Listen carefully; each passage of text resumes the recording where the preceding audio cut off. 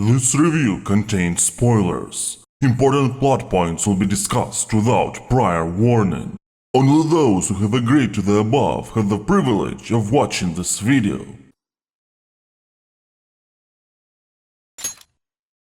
The contract has been sealed.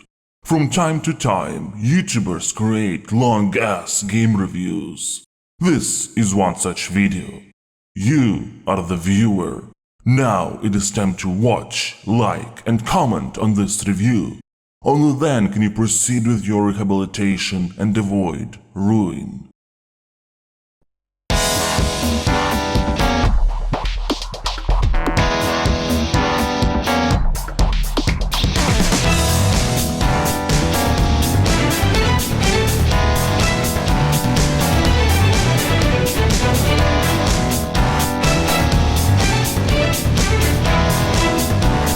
Masks. Everyone wears them.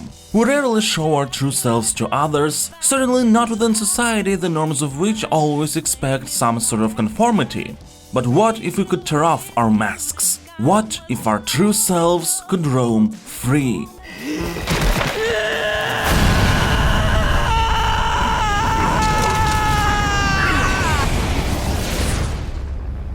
Right on! What's up, Persona? This is one of many questions asked by Persona 5, and it's only fitting because the game itself wears the mask of being a JRPG. That is how it's categorized most often. The Japanese part of JRPG is certainly true in a sense that Persona 5 is deeply steeped in Japanese culture and explores issues rooted in Japanese society. Yes, in the grand scheme of things, the game's themes are universal, but there are details that will hit harder if you're from Japan or are aware of the country's cultural background. But when it comes to video game genre differentiation, the definitions of which are admittedly often murky, if you take the mask off Persona 5, you'll find that traditional JRPG elements like turn-based combat, dungeons, and focus on character level progression are but a small part of the experience that is primarily a visual novel. A very long visual novel, particularly if you're playing the updated Royal version, even if you're not going for the newly added third semester. Which naturally leads into the question of Persona 5 Original versus Persona 5 Royal. This review is going to be based entirely on Royal. I could cover both if I wanted to, since apparently I had nothing better to do with my free time other than spending 200 hours of it with two versions of the same game, all with recorded footage that's going to the recycle bin as soon as this video is released, since it takes just too much space. But given how, for better or worse, the vanilla Persona 5 remained only on PlayStation 3 and 4, while Royal is far more easily accessible on all modern platforms, the practicality of dissecting both versions is debatable. Still, I do want to discuss the perception of the original, which seems to be getting more prevalent. That is, calling Persona 5 an unfinished product. A game that's not whole unless you try out the Royal version with more features and content. But adding more stuff doesn't necessarily make for a better game, nor does it mean that the original title wasn't whole without those additions. Now, don't get me wrong, Royal's changes are great and improve literally all aspects of the experience. Daily life simulation, combat, Mementos, palace design, confident abilities, free time slot distribution, quality of life features, translation improvements, more scene include voice acting, a lot of little moments were added to enrich the atmosphere. The list of changes is really massive. But that does not mean what the original Persona 5 had was bad. Obviously, with a 3-year gap between releases, the development team at Atlus could refine a lot. And just because Royal adds 2 new Confidants, a bunch of new scenes featured on them during the first 2 semesters, as well as a new palace alongside a playable 3rd semester that's unlocked when a relationship with one of the new Confidants reaches rank 9 before a certain date, that doesn't automatically improve the story. In fact, all these new additions don't really make sense in terms of pacing unless you actually reach the 3rd semester in the first place. And if you didn't meet the aforementioned requirement, be it accidentally or on purpose, which would lead to the original Persona 5 ending, this means you've spent time on tons of scenes that didn't amount to anything in the end. Due to that, it could be argued that the vanilla Persona 5 has a better sense of flow and pacing. I would say the main difference between the two is not about the original being a worse game and Royal making it better. It's more like the Lord of the Rings movies' theatrical releases and their extended editions. The original is a fantastic whole piece. The story is complete, all the arcs are wrapped up, combat is great, daily life simulation too. If you buy the original Persona 5, you are getting a complete experience. And Persona 5 Royal is an extended version of that complete experience with all the benefits and drawbacks that come out of that. That being said, Royal's drawbacks in comparison to the original are few, while the amount of benefits is absolutely staggering. It's things that you wouldn't necessarily feel are missing when playing vanilla Persona 5, but after experiencing them in Royal, it's difficult to go back to a version without them. If one were to ask me what would I rather recommend, Persona 5 or Persona 5 Royal, without a shadow of a doubt, I would say Royal. Hence why it's the version we're dissecting in detail today, so without further ado, welcome to the Velvet Room.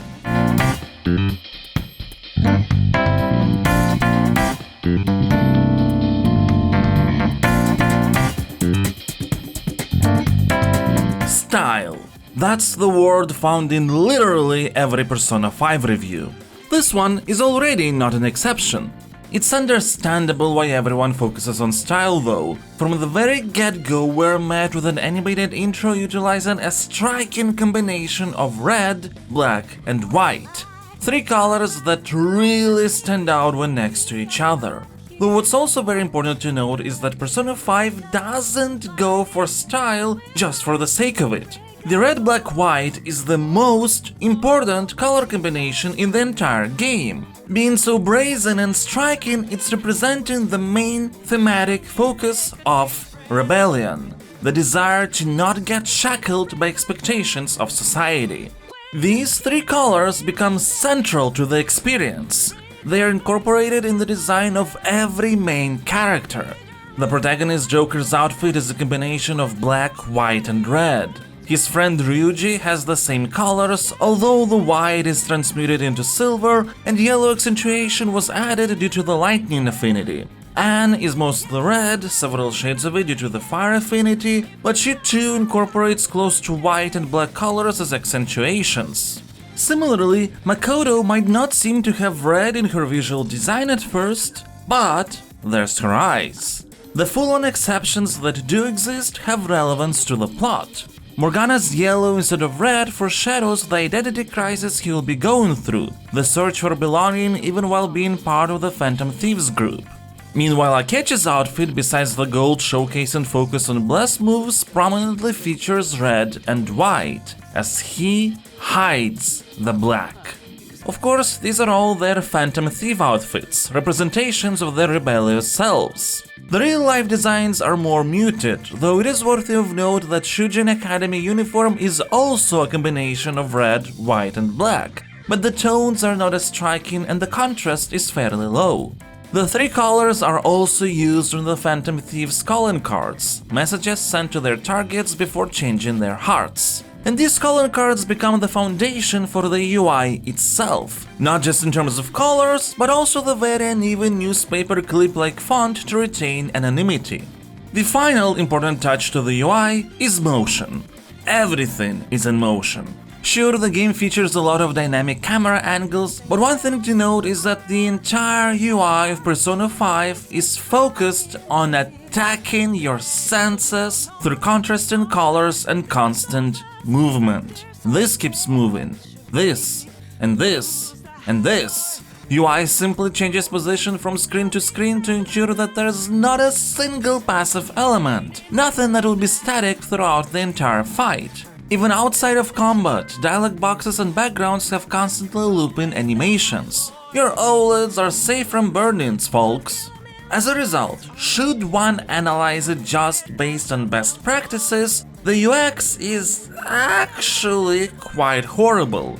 There is no consistency, every other screen looks different, sometimes there's not enough contrast between buttons and backgrounds, sometimes information is lost because you don't expect to see it on a certain part of the screen, even something as simple as button feedback is found at different spots. Not to mention that the whole setup might create a sensation of being ostensibly garish. It might take time to get used to Persona 5's UI that, if judged by standards of clarity and convenience, is not great at all.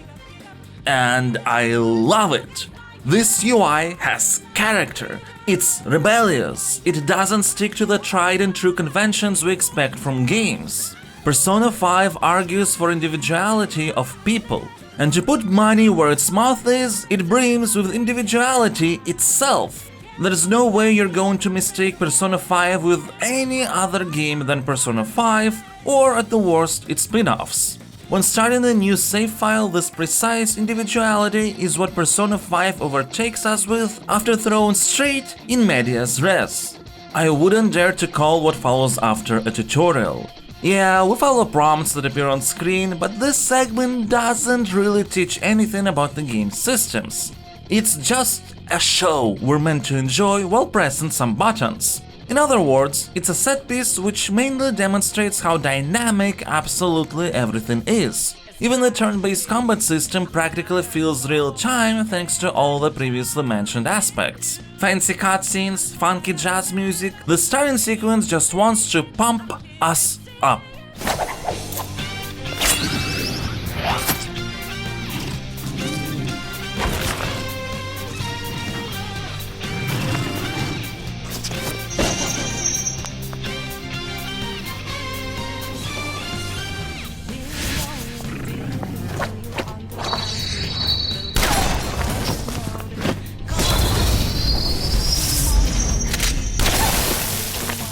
We seem to be still in some sort of important briefcase and are almost out when suddenly betrayal! We're caught by the police because someone in our team has sold us out.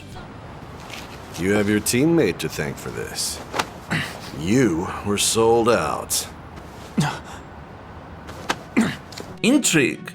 The police in the interrogation room blatantly use brutal methods and drugs to make us sign a confession, an immersive way to create a name for the protagonist, while listing tons of crimes including manslaughter. However, this is interrupted by the arrival of prosecutor Sae Niijima, who seems to have been on the case with the Phantom Thieves for quite a while. She is surprised to see our 16-year-old avatar and wants to know everything that has happened. At this point, we too. And so the protagonist starts telling his story from the beginning. What an intro. Over the course of 20 minutes it has it all. Action, betrayal, foreshadowing, drama, everything needed to hook almost any type of player while giving a little taste of the combat system and creating a desire to figure out what has actually led to this entire situation.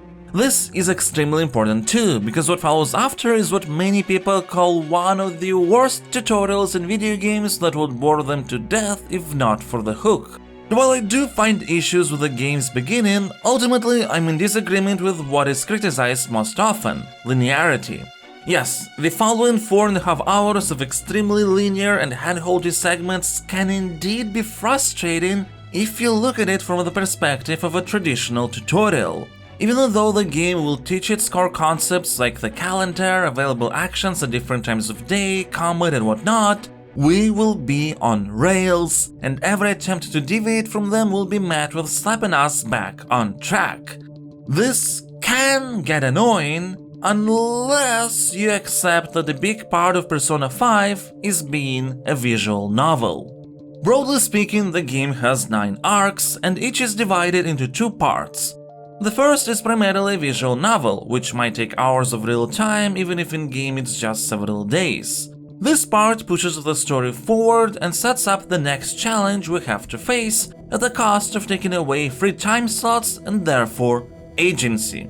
We get most of our agency back in the second part of each arc, which is a combination of daily life simulation, during which we work on character relationships, participate in various activities to improve our social skills and whatnot, with dungeon crawling, an activity that takes just a single time slot, even though in terms of actual time spent it can take hours.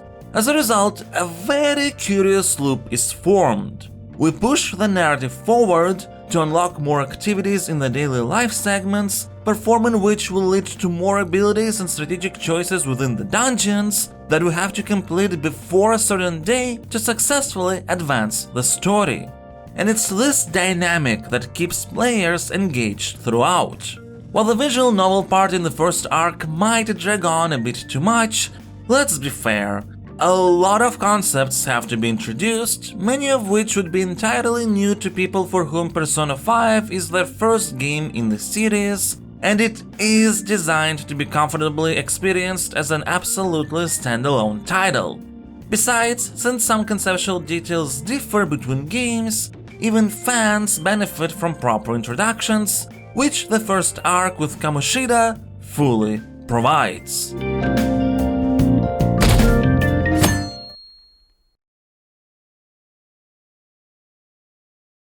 Injustice. Persona 5 wants us to feel it from the get-go. We're a teenager with a criminal record because we dared to do the right thing, standing up for a woman that was harassed by a drunk. Except he is actually in a position of power. After stumbling and falling down on his own, the man claimed we assaulted him. Our words could do nothing against his influence. As a result, now labeled a criminal, we were put on probation and expelled from school. Only Shujin Academy in Tokyo accepted our transfer, so it's time to move away from home. Sojiro Sakura, an acquaintance of the family, agreed to be our guardian for the duration of the 1-year probation and let us live in the storage room of his Café Leblanc. He doesn't seem to be a bad person, but also quite clearly doesn't really like us. By the way, if you get expelled now, I won't hesitate to kick you out. Got it? In fact, nobody really likes us. Teachers don't like us. Students don't like us, even though they shouldn't even know about our past, but it seems somebody has leaked the information already. With a label that has been attached, we don't seem to belong anywhere. The world around us also is a mess. Various psychotic breakdowns and mental shutdowns happen on a very regular basis, and nobody knows what is the real reason behind them. At the same time, people don't really seem to care much as long as it doesn't affect them. No wonder that when Igor, alongside his assistants Caroline and Justine, summons us into the Velvet Room, a place between dream and reality, mind and matter, it manifests as a prison, since we too see ourselves as a prisoner of fate, chained by the gravity of the situation. Igor vaguely tells of some impending ruin and how the only way to avoid it is to proceed with our rehabilitation towards freedom. What that means exactly is not clear yet. The only thing we can really do now is just go to school and try to live a normal life. Now, during this important introductory segment, you can already see where frustrations with Persona 5's tutorialization can come from. We often have to move from point A to point B in areas where there is lots of potential places to visit. It's difficult to resist all these icons on the map, and it's natural to try and check them out. Except the game would allow us to do anything other than the current goal of reaching point B. For what it's worth, the feeling that we're not in control of our life and actions fittingly mirrors the thoughts of the protagonist at this point in time. But is it for the best? That's debatable.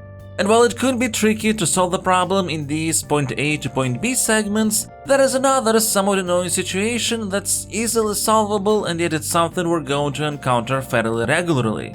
Standing in LeBlanc without being able to do anything other than sleep. I understand why control is left in these situations, so we could freely save, which for the most part is only possible in these walking around segments. But the easiest solution of just automatically advancing the day forward while opening up a prompt to save the game, like already happened several times anyway, would go a long way to make this practically a non-issue, especially in cases where we don't regain control of our character for prolonged periods of time. After all, frustration doesn't come from not getting an evening with a free time slot. Yeah, that can be a factor, but it's a lesser one than getting control of the character without being able to do anything. In the end, the only thing left is to just roll with it. And considering that this kind of stuff happens mostly during the visual novel part of each arc, you do get used to being forced to sleep. And honestly, after getting in the groove of Persona 5 spacing, it doesn't feel as annoying. Especially considering there is necessity in such pacing. Calendar is an important part of Persona 5 gameplay loop. Almost any meaningful action in the game progresses time forward. Narrative events are also considered meaningful actions. So integrating interplay between player agency and lots of narrative events would add a lot of complications to the calendar framing, which is why all such events are grouped into segments resembling visual novels more so than anything. The game can focus on pushing towards more freeform sections while teaching gameplay mechanics on the way, so there will be no need to do that once everything opens up.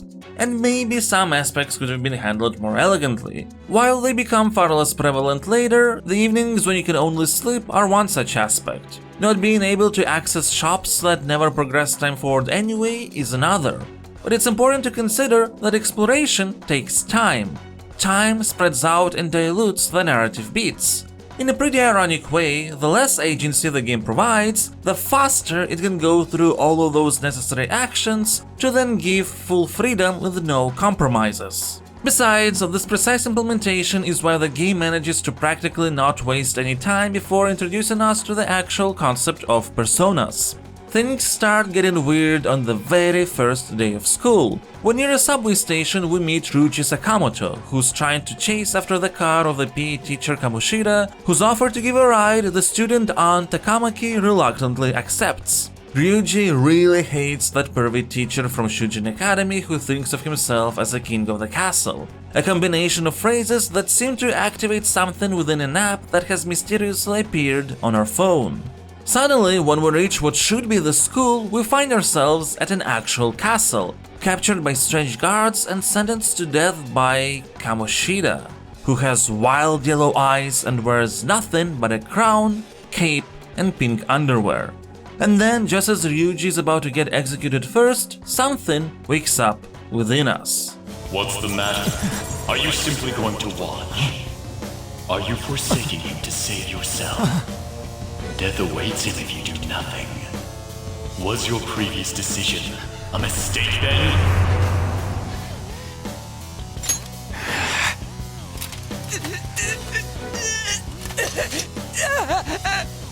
Very well. I have heeded your resolve.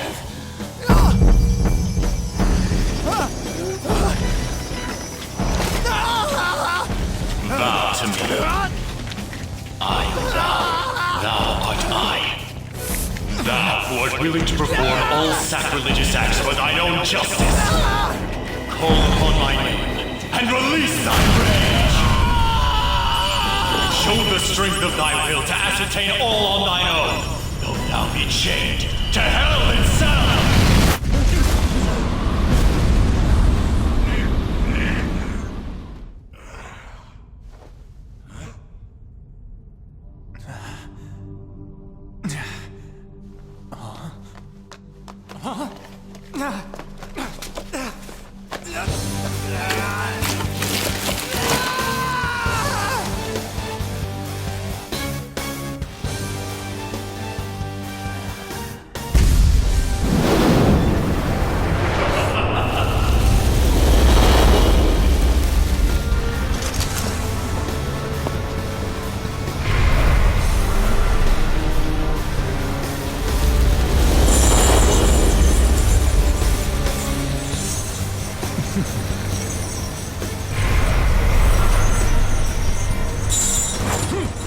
Okay, we gotta talk about Persona Awakenings in this game. Each one is unapologetically epic and cathartic.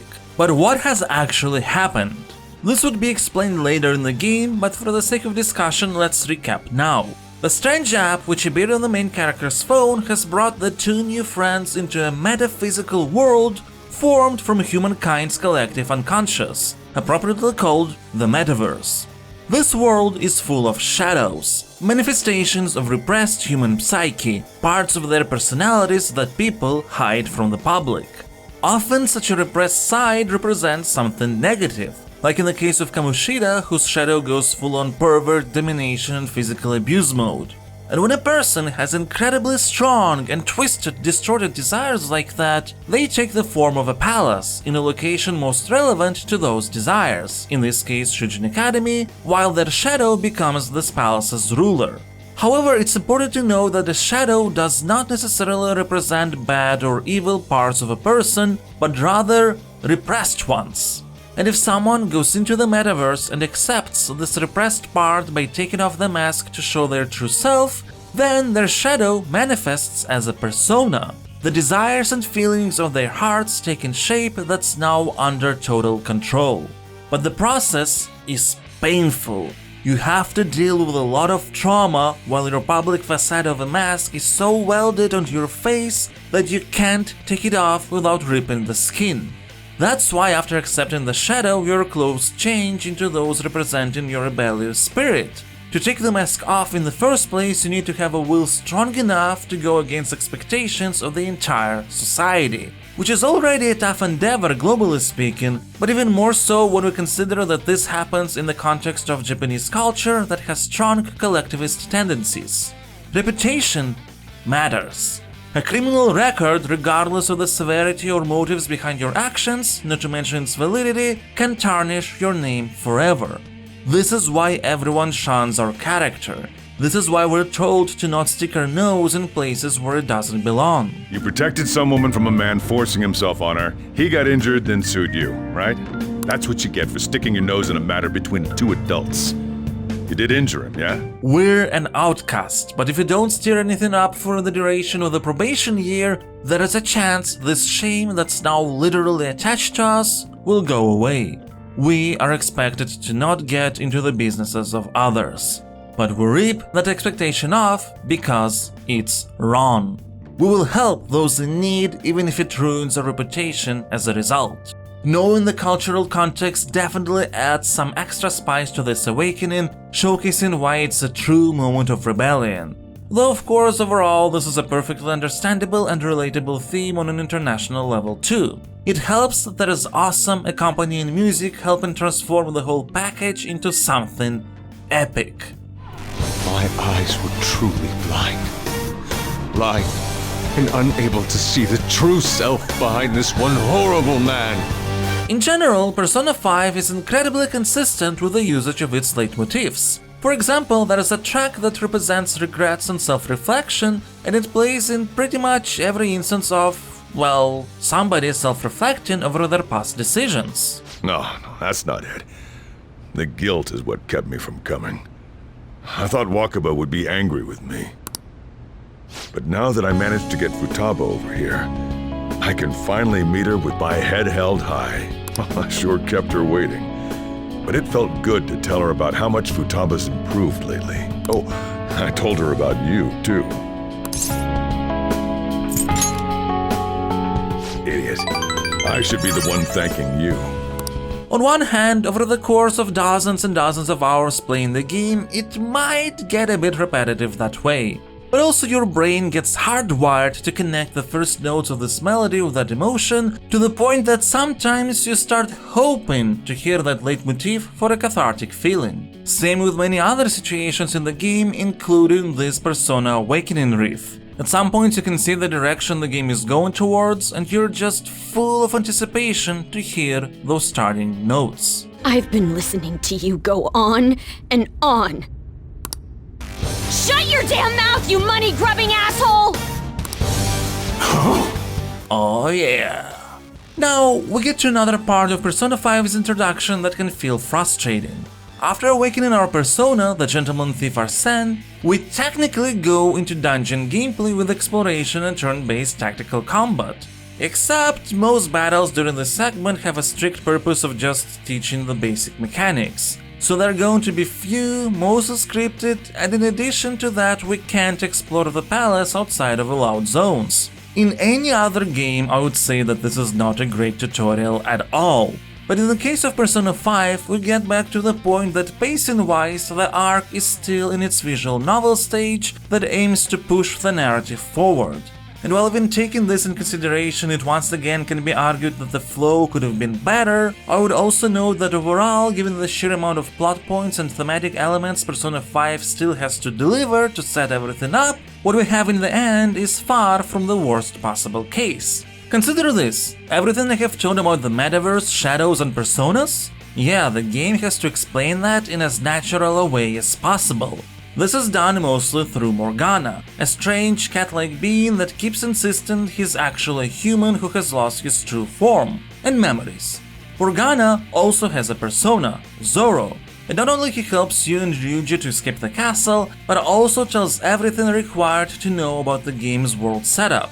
At this point he does that not purely out of kindness. Morgana wants to bring his memories back, and for that he needs the help of Persona users. In the real world though, Morgana does take the form of an actual cat, except he can talk, though understood only by those who have seen him speak in the metaverse. For everyone else it looks like he's just meowing. Dude, be quiet! We didn't pay the pet fare! Oh, kitty! Shoot. Is that your pet, mister? I heard it meowing. Yeah, it's just a toy. It meows when you press on its head. You heard her. Press on its head. This is ridiculous. Wowie! Again!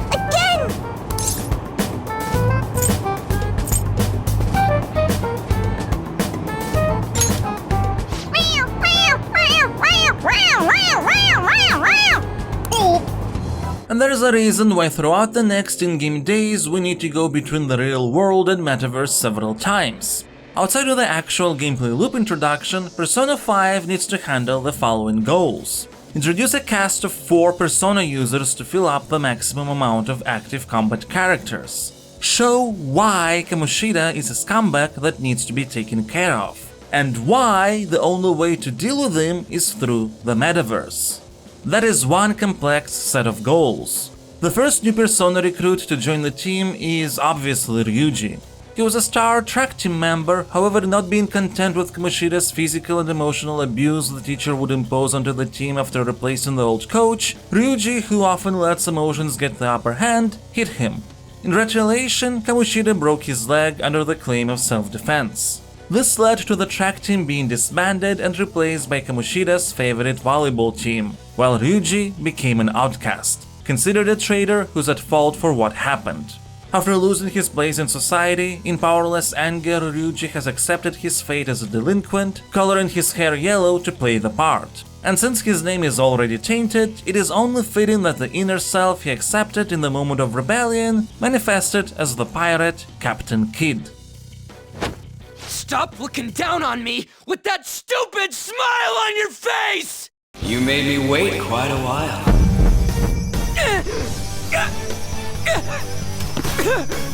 You seek power, correct? Then let us form a pact. Since your name has been disgraced already, why not hoist the flag and wreak havoc? The other you who exists within desires it thus. I am thou, thou art I. There is no turning back. The skull of rebellion is your flag henceforth!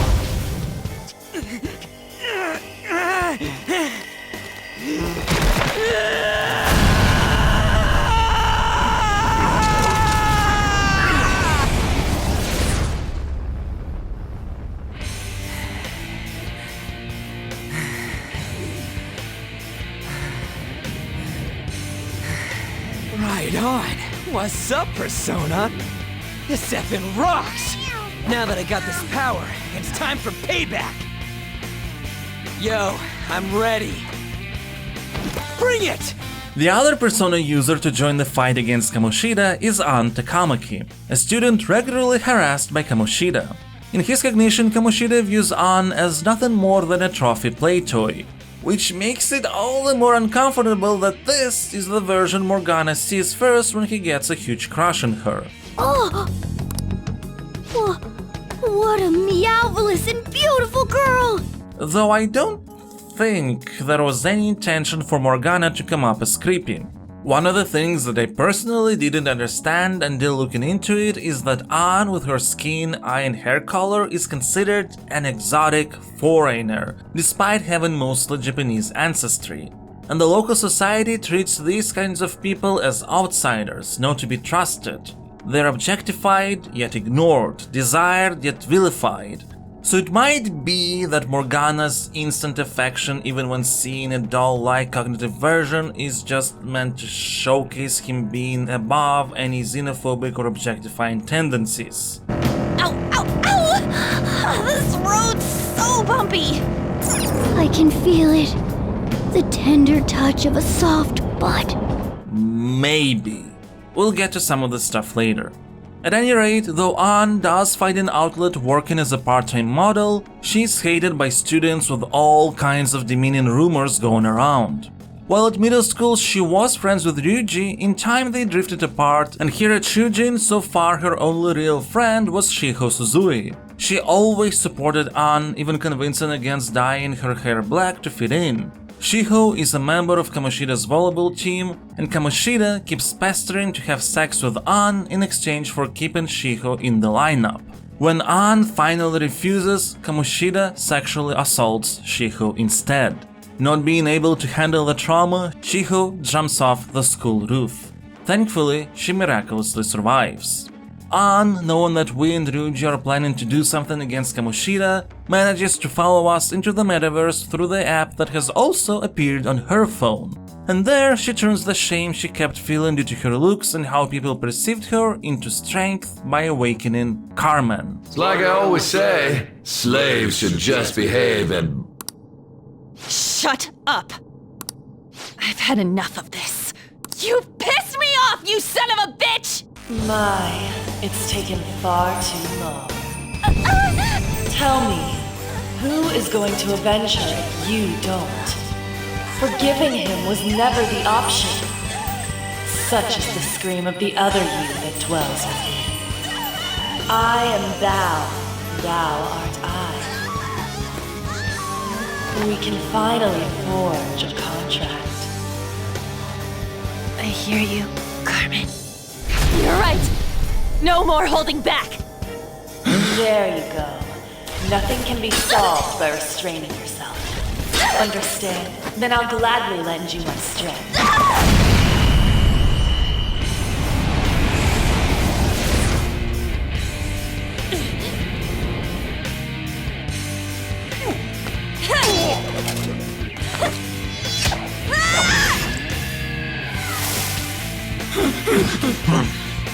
You know what? I'm not some cheap girl you can toy with, you scumbag. Bitch! You stole everything from Shiho. You destroyed her. Now it's your turn! I will rob you of everything! Now, if everything previously mentioned is not reason enough to go after Kamoshida, there is also the fact that he keeps physically abusing his volleyball team and threatens to expel us, Ryuji and Mishima, another abuse student Kamoshida used for his own needs, like forcing to spread around information about our criminal record, adding a timed nature to the mission. And as to why the metaverse is the only way to deal with Kamoshida as opposed to reporting him to the police? Well, in short, lack of proof due to society's whims. Proving that he's physically abusing us is meaningless. Everybody knows. The principal, our parents, they all know, and they all keep quiet about it. Even if it is exactly as you imagine it to be, hypothetically speaking, what can you do? We just received a call from the hospital. Suzui's in a coma, and her chances of recovery are slim. How would someone like that make a statement? The volleyball team's keeping quiet about this while teachers and parents turn a blind eye. If guys like us try and complain, they're just gonna shoot us down.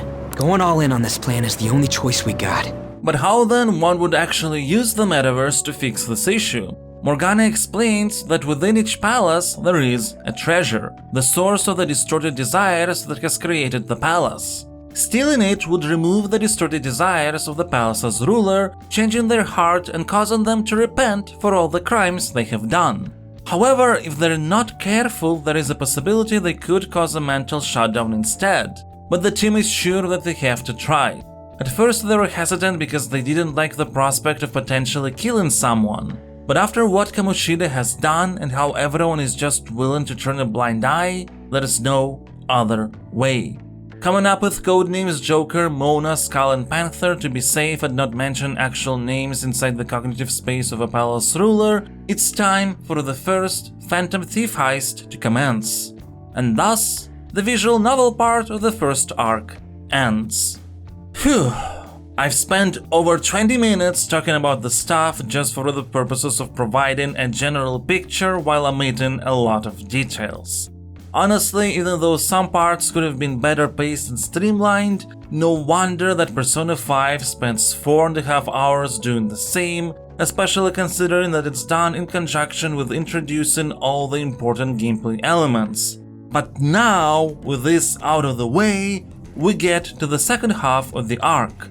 One full of choices and agency. And we'll start with tackling one cog of that agency, the social life simulator.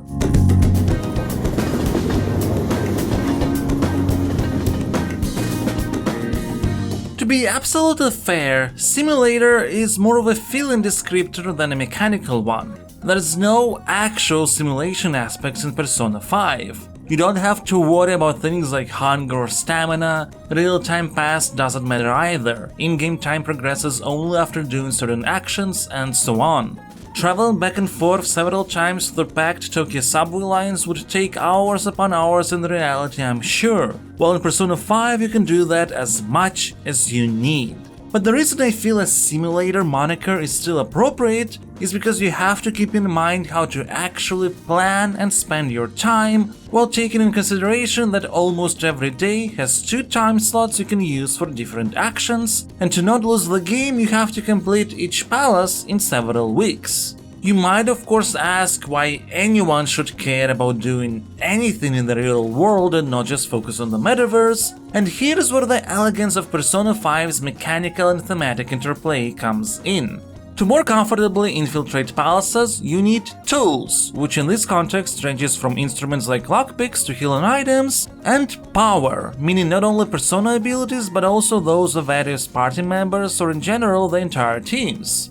To get tools, broadly speaking, you need money and resources. To increase power and gain extra abilities, you need to build relationships with various people Persona 5 calls Confidants. To make sure you can initiate or continue a number of confident relationships, you need to keep increasing your social skills. And to achieve all that, getting resources, upgrading social stats, and ranking up confident levels, you need to participate in various life activities.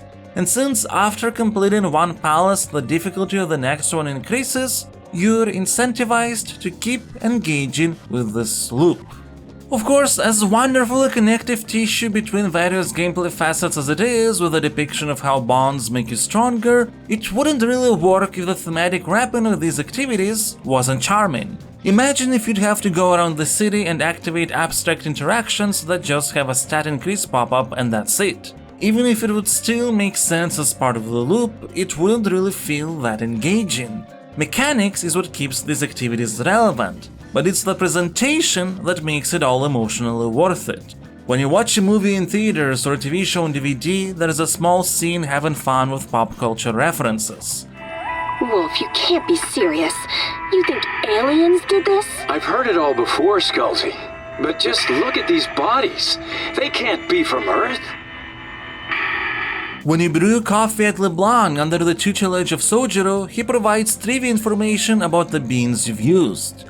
When you go studying at a diner, your knowledge will increase even more if it's raining because you could focus due to a smaller amount of guests. When you work alone in a crowded restaurant, sometimes you need to remember a lot of orders, but doing so successfully will increase proficiency more. All you're really doing is choosing which stat to increase per turn, but it feels like you're living a life. And these turns are represented through time progression. Most of the overworld actions require you to spend a time slot. There are ways to get some social stats without spending a turn. Drinking special juice on Sundays, solving crossword puzzles sometimes appearing in LeBlanc, taking care of your plant, but they're far and few between and are not always accessible. Otherwise, most activities without any sort of time commitment relate to purchasing or selling items or talking to people outside of confidant hangouts. While social stats have clearly defined ranks, the exact amount of points is hidden, which makes the process of choosing what to do next less mechanical in nature. So without following a guide or knowing the game already, you don't really have a way to min-max your time slots, making the flow of life feel more natural. And yet, Persona 5 doesn't want you to have choice paralysis, so it provides tools to help with the decision-making process.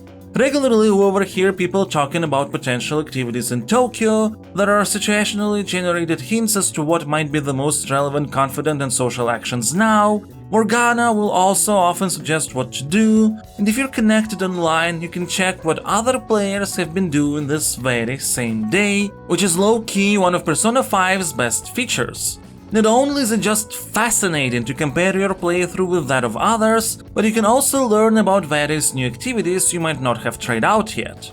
In addition, fairly regularly you will get what are essentially bonus time slots. If you're lucky enough to grab a seat on a train, you can read a book. Some days successfully answering questions during lectures at school will net you knowledge points, and later in the game you can slack off during lessons to do some other activities instead, stuff like that. Though it is advisable to keep track of what you're being taught in school, as the regularly held exams will ask questions based on the program. But don't worry, I'm sure you can do this! Ooh, we can do this!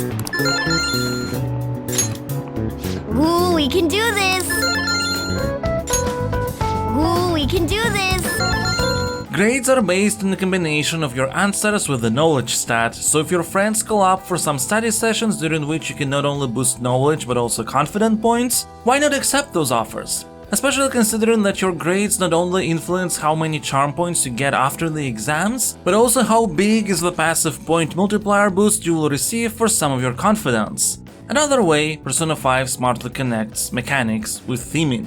And there are more events that combine confident relationships with daily activities. Friends can invite you to watch a movie with them, hang out with you at LeBlanc, ask to visit special locations where you'll be able to accidentally meet other confidants, which means even more confident points. It's one of the reasons why the confidence system, despite being point-based, doesn't feel artificial.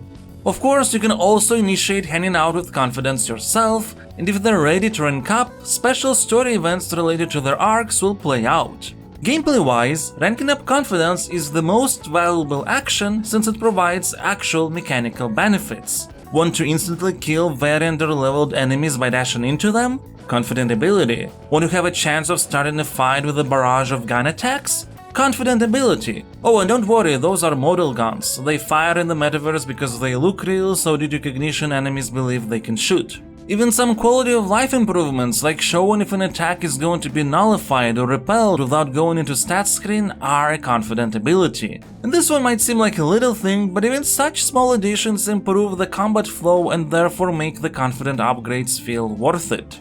In Persona 5, outside of a couple exceptions that define which ending you get, your dialogue choices in the story don't matter for gameplay at all, a different line or two at most. However, they do matter when speaking to confidants, as different dialogue options can reward a varying amount of confident points, which influences how fast you're able to rank them up, directly playing into the whole time planning process. On one hand, I can see why this can be seen as manipulative. To play the most efficiently, you have to say what the other person wants to hear and not what you think is the best option necessarily. However, I think that the logic behind the system makes sense. It's not that far from how we humans work. Besides, while there are answers that give the most points, other options tend to reward them as well, because at the end of the day, confident arcs are about them becoming better people, and everything is still geared towards that, so ultimately it's up to you how manipulative you want to be or feel. I would say you shouldn't worry at all about trying to be the perfect person for your confidants. There is enough ways to get bonus points if you don't want to sacrifice your thoughts for gameplay advantage. After every rank up hangout, you will receive a call from confidants where you can get extra points. And while that's useful, I also have to admit these calls can get annoying. Even though they provide insight into the characters, having a call after practically every interaction becomes predictable. Perhaps this is something that could have been spread out more naturally. You can give presents to confidants. You can pay money to a fortune teller to increase affinity with the confidant, though only as long as her rank is high enough too. You also get bonus points if you have on hand a persona of a matching arcana. We'll get to details of it later, but Joker has the power of the wild card. While usually people can have only one persona, Joker can possess multiple ones. Each is aligned to an arcana from the tarot deck. The same goes for the confidants. Their personalities and role in the story often are derived from the meaning behind the respective arcana. One very nice nod to all these mechanics is how practically every confidant mentions that talking to Joker makes it easy for them to open up in a way that they otherwise wouldn't. At the same time, there is a side effect of practically every woman confidant of any age range to get a crush on a high school student. One outright asks if we're interested in older women. At least, romancing adults is possible only when you make specific dialogue choices across other ranks, and in case of your teacher, she is not the one to make the first move. Luckily, otherwise I'd have opened a whole other can of worms. Look, I know if you romance Kawakami, she sets boundaries, doesn't make it less weird, and everyone including the game knows it. But that aside, I still can't help but feel that romances could have been handled better. Some seem outright pushed onto us, like how with Makoto we go through the typical tropes of people thinking we're her boyfriend in the main story, as well as having to fake being her boyfriend at some point during her confidant arc, or how it is mandatory to go with Kasumi on what is essentially a date, even if we're already in a relationship. Right before the possibility of going on an actual date with a girl we might be having a relationship with. At least actually dating multiple people at the same time will have consequences, so there's that. But it still feels pretty pandering in a way. Considering how often there are clearly distinguishable flirty and non-flirty actions, one would think that there'd be a hidden flirt point system that would gauge interest and lead to the possibility of initiating a romance. Maybe that was the plan at some point, but as it is now, outside of some very basic conditions for adults, that is not the case. Girls are falling for Joker left and right. And that is if we don't get into the general topic of player-centered romance, which is beyond the scope of this discussion. One other flaw of how romance is handled is lack of any gameplay benefits, or at the very least, lack of increased inclusion of your partner into mechanically beneficial events. For example, when brewing coffee, you can't invite your significant other to drink together. You can't invite her to movies out of your own volition, only if she does that, which happens regardless of romantic involvement. It could just be a friendly hangout. I know it sounds weird. In real life, you date a person and prioritize time spent with them because you have feelings for them, you care. But the whole daily life simulation system of Persona 5 is built on combining mechanics and emotions together. That's how you plan around your limited amount of time slots, and that's how everything manages to both be relevant in terms of gameplay as well as engaging on an atmospheric level. Romantic feelings are revealed on the final 2 ranks of a confidant, but once you max out a confidant, there is no real reason to hang out with them instead of another confidant you have yet to rank up. And while this does apply to every confidant to some extent, it is particularly jarring with romantic relationships, because if you want to keep getting gameplay benefits in the limited amount of time slots left, you'll be pretty much ignoring your partner for long stretches of time outside of possible dates on special events. But those events are actually nice, and their existence brings even more into focus the lack of additional interactions with your love interest. There are some locations that elevate the issue for the members of the Phantom Thieves, like the Jazz Club where they can upgrade stats and learn new skills, or Penguin Sniper where you can hang out as a group playing darts or billiards to increase the effectiveness of baton passes and technical attacks. But once again, it's because these atmospheric hangouts are combined with gameplay benefits, and they don't apply to any of the confidants that are not members of the Phantom Thieves. So as immersive as the daily life simulation can be, its relevance fully relies on gameplay benefits. Even if you put romantic relationships aside, you don't need to hang out with confidants after they reach rank 10. Once you max out a social skill, suddenly a lot of activities related to that stat become unnecessary to participate in. And if you somehow manage to get points in a skill you have maxed out, you still have to go through the whole animation of receiving those points, which gets annoying. But it's not really that big of a problem during the first 2 semesters, which are mandatory regardless of your actions. The whole game is balanced in such a way that it's possible to max out all confidence and social skills during that time frame. You don't even need a guide. If you're more or less diligent, you're likely to succeed in that. Which means that in the optional 3rd semester, which you will also most likely get if you're more or less diligent with your planning, suddenly there's barely anything to do.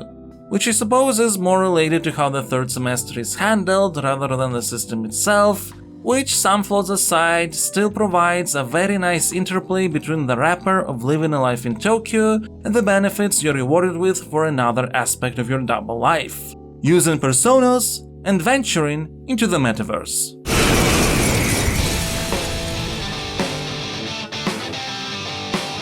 Looks like we got our 2X back out. I'll use my persona! While the metaverse is not the place you'll be spending the majority of your time in Persona 5, it is undeniable that a big part of time spent in the metaverse is going to be fighting shadows. So it's good that the game's turn-based combat system is incredibly elegant. Now, I suppose given the review introduction, it's been clear enough that whenever I say Persona 5, I mean the Royal version since the video focuses on it. But when discussing combat, I think I just need to make this extra clear, since in Royal there have been a lot of changes that transformed the great combat system of the original into an absolutely amazing one.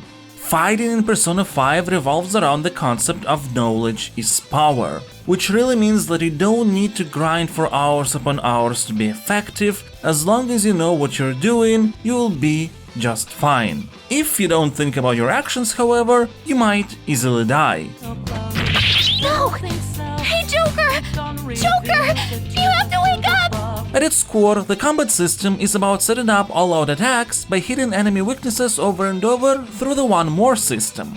The way it works is simple. If you hit a shadow with an attack type it is weak to, it will be knocked down. When it is, your character gets one more turn, so you can knock out another enemy. After knocking down the last enemy, if Joker is not incapacitated in some way, you enter the hold-up phase where you can either start a negotiation or, more likely, initiate an all-out attack that rewards you with a fancy animation when defeating all the opponents using this move. However, a layer upon layer of complexities is added as you progress alongside ways to deal with those issues. So, for example, at some point enemy composition becomes more varied, they don't have the same weaknesses, meaning that very often you won't be able to use the same character to down all opponents. Well, this is where Baton Pass comes into play. When you knock an enemy down, instead of using one more with the current character, you can initiate a Baton Pass to move this one more onto another team member while boosting their strength. More than that, if you manage to baton pass across all characters, then the move of the last fighter in the chain is absolutely free. This shifts the core basics from simply focusing on one more to creating these effective baton pass chains. But it doesn't end here, because further down the line you'll start encountering enemies that don't have weaknesses, or alternatively, situations where you don't have an appropriate move against their weaknesses. But you can create them by applying elemental and status ailments. When a fighter, and I'm vague like that since with the exception of Baton Pass everything we're discussing including one more, weaknesses and so on, applies both to enemies and your heroes, is affected by such ailments, certain types of attacks transform into technical ones. Not only do technical attacks deal more damage, but they have a chance to knock an enemy down.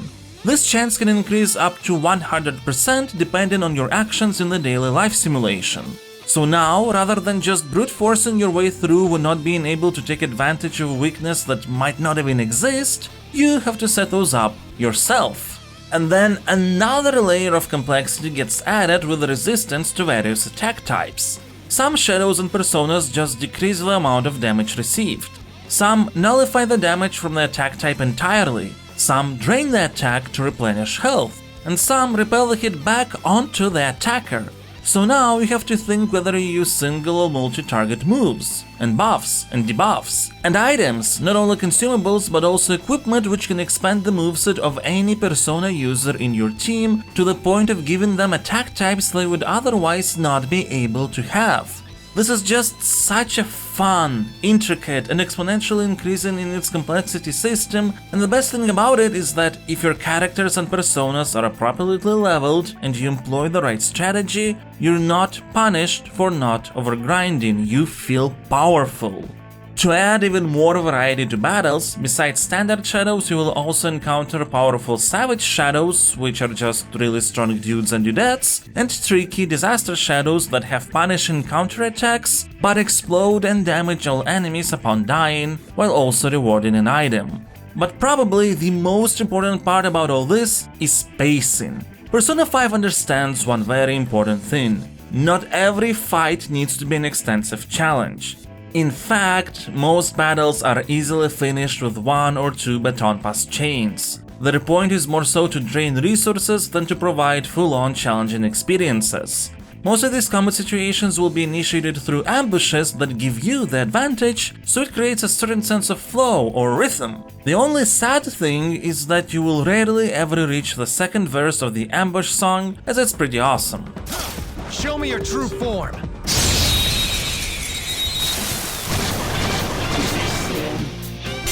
The advantage.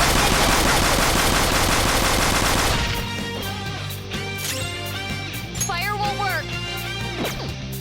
Weak against nuclear attack. One enemy on the floor. Bonafide, Monafide. Not done yet. Got it. Persona! Johanna! One enemy defeated. Go get him, Queen! Get him! Persona! Melody! Lord him! Keep it coming, don't resist! You can't miss this chance! Beat him up! Wasn't that graceful? Of course, even though there are plenty of battle themes, due to the prevalence of ambushes, this one will play the most often. Does it ever get old though?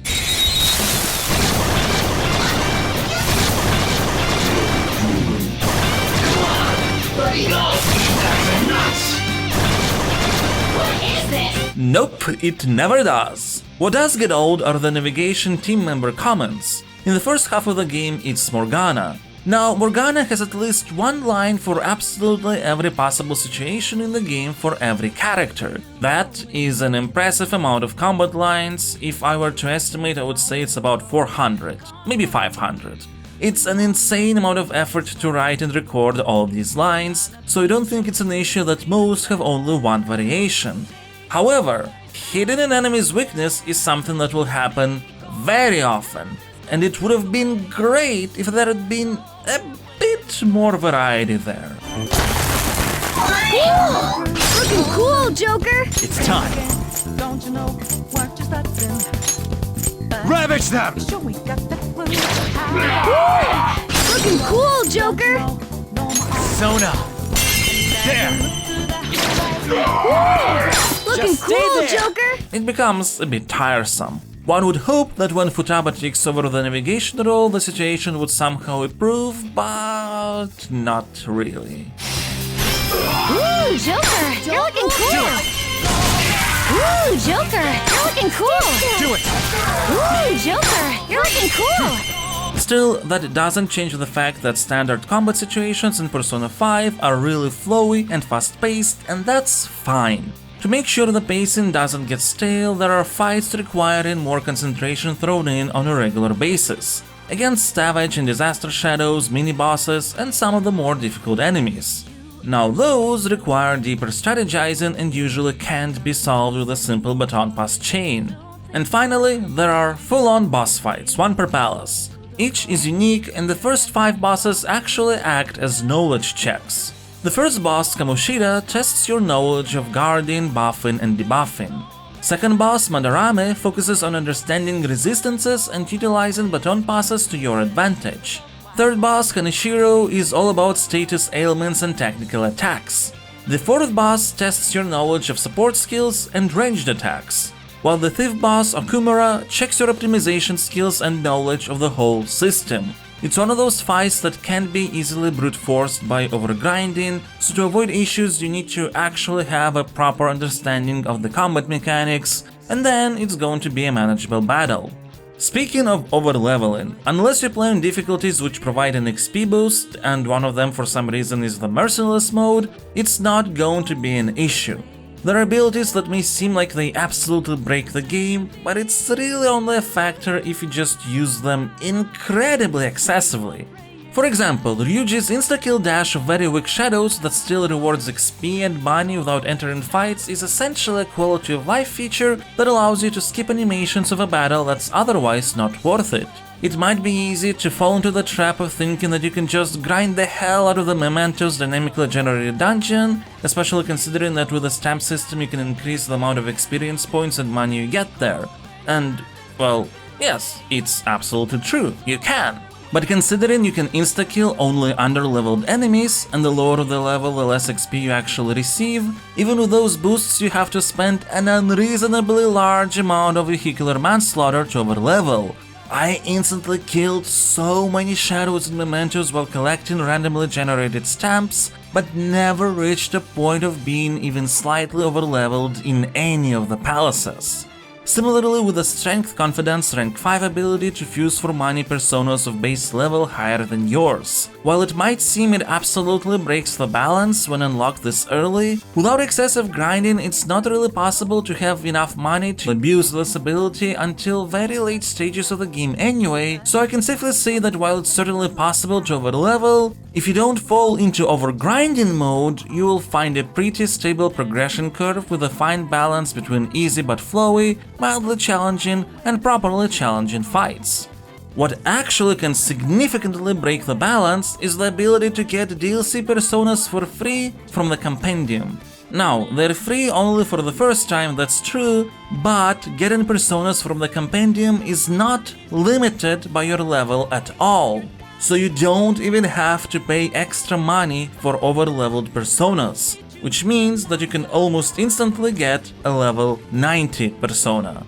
That's not great. But hey, even though the option is there, you don't have to use it if you don't want to, so at least there's that. One of the main ways you actually get personas in the game without resorting to overpowered DLCs is negotiations. When you initiate a holdup, you can not only start an all-out attack, but also talk to shadows. You can ask for items or money, and if you manage to find a point of commonality between you and the shadow, you can convince them to become a persona, part of your mask. These negotiations are pretty simple, you need to answer 2 questions correctly. Well, technically you need to answer only the second question correctly. The first is more so to get the feel for the shadow based on their personality type. If you succeed, the shadow joins you. If the answer is neutral, it will give an item and run away. If you anger the shadow, the combat will resume unless someone in your party has the skill to give another chance, depending on the shadow type. Ending combat with a shadow negotiation will lend you less XP, but you will also not waste your spirit points or health while fighting, so this actually adds a very nice dynamic. You need to decide for yourself whether the resource investment is worth it. Though negotiation is not the only way to get personas and items. There is also the Velvet Room. Throughout the game, you will visit Igor's Velvet Room very regularly. While we have already discussed how thematically this is a special place between consciousness and subconsciousness, in terms of gameplay, it's a persona management screen. Well, also challenge battles environment, but that part is entirely optional. Other characters in the game have only one persona. Even Akechi, who in terms of narrative has 2, gameplay-wise can call upon one in both of his main appearances in the team. But Joker is able to make full use of his wild card special power, and that also forms a special progression curve that's unlike what other party members go through. For them it's all very simple, the level of their persona is equal to their character level. For Joker though, persona levels and character levels are 2 entirely different stats. Unless they have the growth passive skill, only the persona that's active at the end of battle is the one that receives experience points. Given how you are very likely to switch often between personas, obviously it is going to be very tricky to steadily progress any of them without the passive skill. Nor do you really need to. Persona 5 really pushes you to not get attached to any of your personas, including the very first one you awaken, Arsene. And the way it does that is by not having personas learn any new skills on their own past a certain level. In the case of Arsene, it's level 7. There are means to keep making the persona stronger if you really want to. Through Gallows you can sacrifice one persona so another would get experience points and a skill. You can also manually teach personas abilities through skill cards. There is also Lockdown, which is used to cover for a persona's weaknesses and upgrade their attributes through incense. But it takes real effort to grow and keep your persona relevant that way. There is another, much more straightforward solution. Execute 2 or more personas to fuse them into another, new persona that will become a part of your mask. By the way, before doing that, make sure to always register all your current personas to the compendium so you wouldn't lose any upgrades they might have had, as you can later call upon any persona through this compendium. Despite the pretty cruel methods behind the fusion process, which have narrative justifications that might become pretty clear earlier on, particularly if you're familiar with the series, you never lose your personas permanently. I am Arsene, the other you who exists within. Though I may disappear this moment, I shall always be at your side. We shall meet again when your fate reaches its conclusion. Not only is execution a way to get more powerful personas, after they will get experience boost depending on the rank level of various confidants, each representing an arcana which personas are aligned to. Through fusion, your personas can also inherit skills they wouldn't be able to learn otherwise, as well as traits, special passive abilities that every persona has. Alternatively, if you don't really have any useful fusion to perform, you can itemize a persona through Electric Chair and transform it into useful equipment or skill cards. So even if you don't have collectionist gotta-catch-em-all tendencies, it will be a mistake to ignore the Velvet Room. The system might feel overwhelming at first, but the game nudges you to experiment, and in time you get the hang of how to use all the rituals most effectively for your needs. After all, the more varied your team is, the more bases it covers, the more comfortable your trek through the palaces is going to be.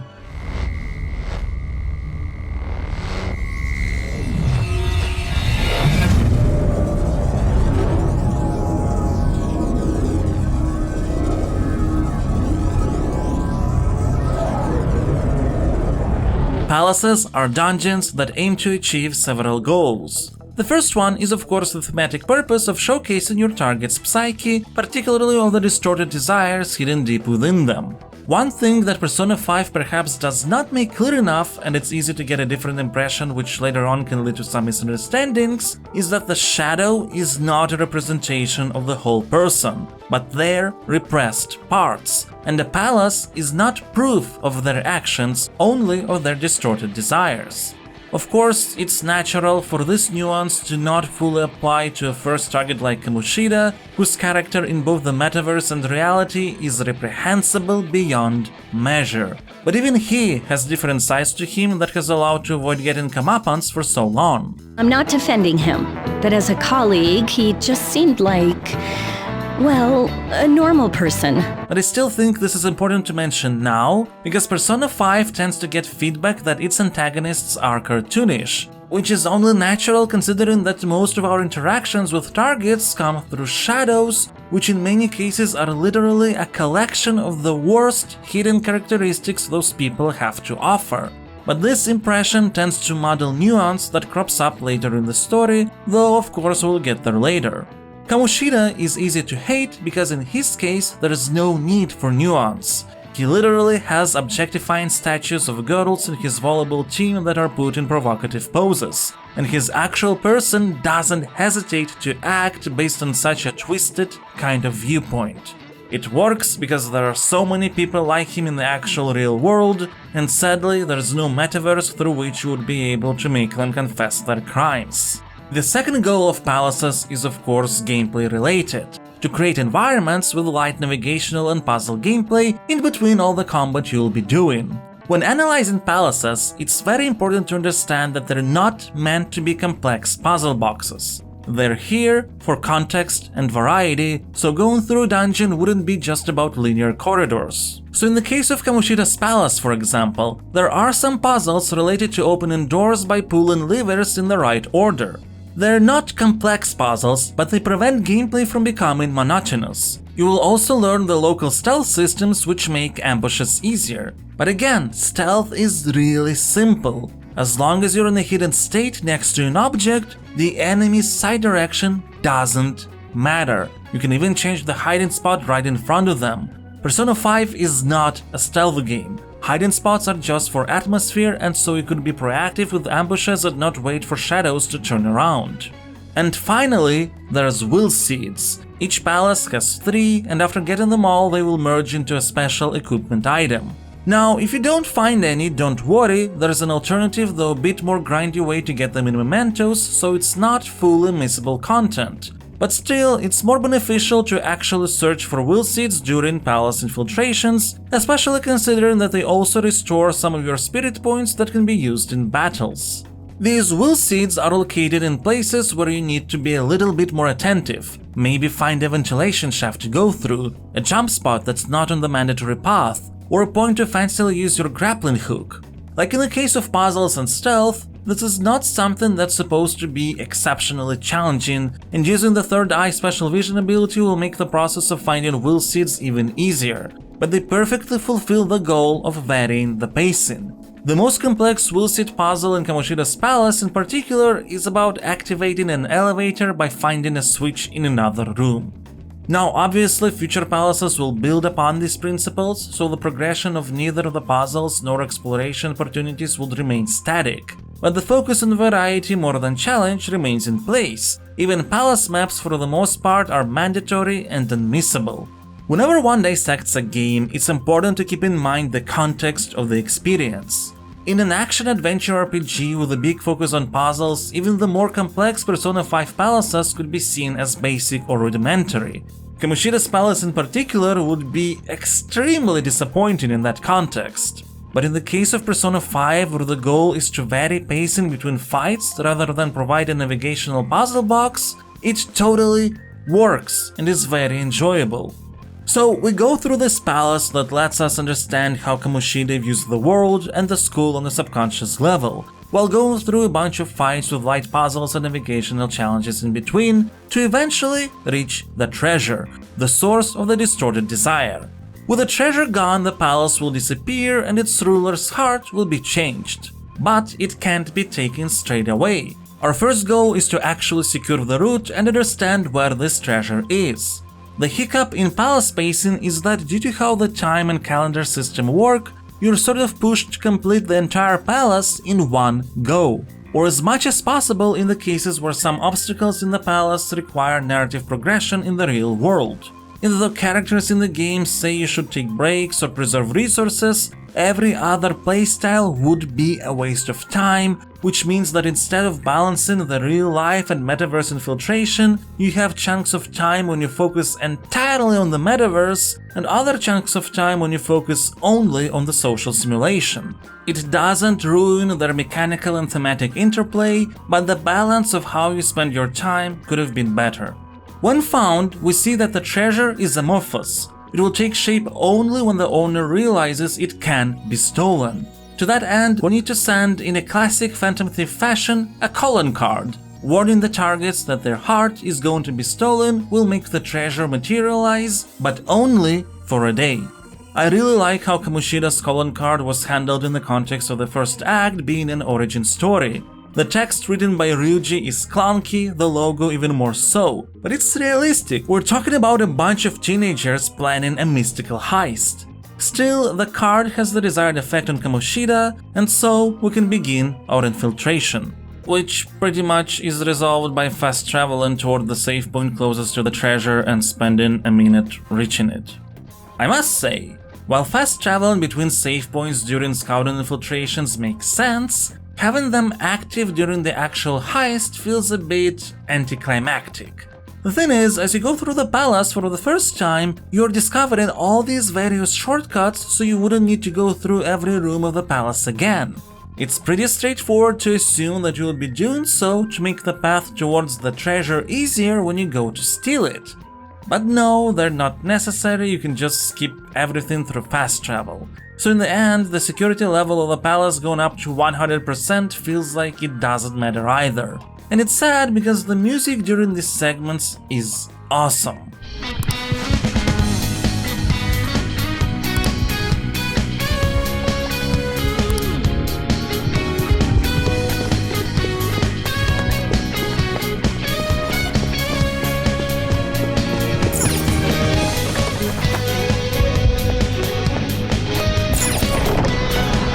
But you most likely won't hear it looping even once. For what it's worth, future heists do try to vary things up a bit by not placing the save points right next to the treasure like in the case of Kamoshida's palace, but it's still pretty disappointing even from an atmospheric perspective. It's not like sneaking past guards is challenging even during maxed out security, the stealth systems are basic for a reason.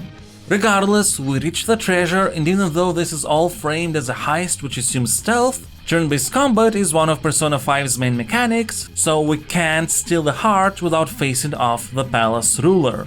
The form that Kamoshida takes is, well, let's just say interesting. The fight itself is fine enough for a first boss. As mentioned before, it's more of a knowledge check of basic mechanics like guards, buffs and debuffs. With Shadow Kamoshida defeated, it's time for the gang to decide what to do with him in another dramatic scene. I accept defeat. You want this? Take it! Go ahead and finish me off. You do that, and my real self will go down too. You have that right, since you've won. On!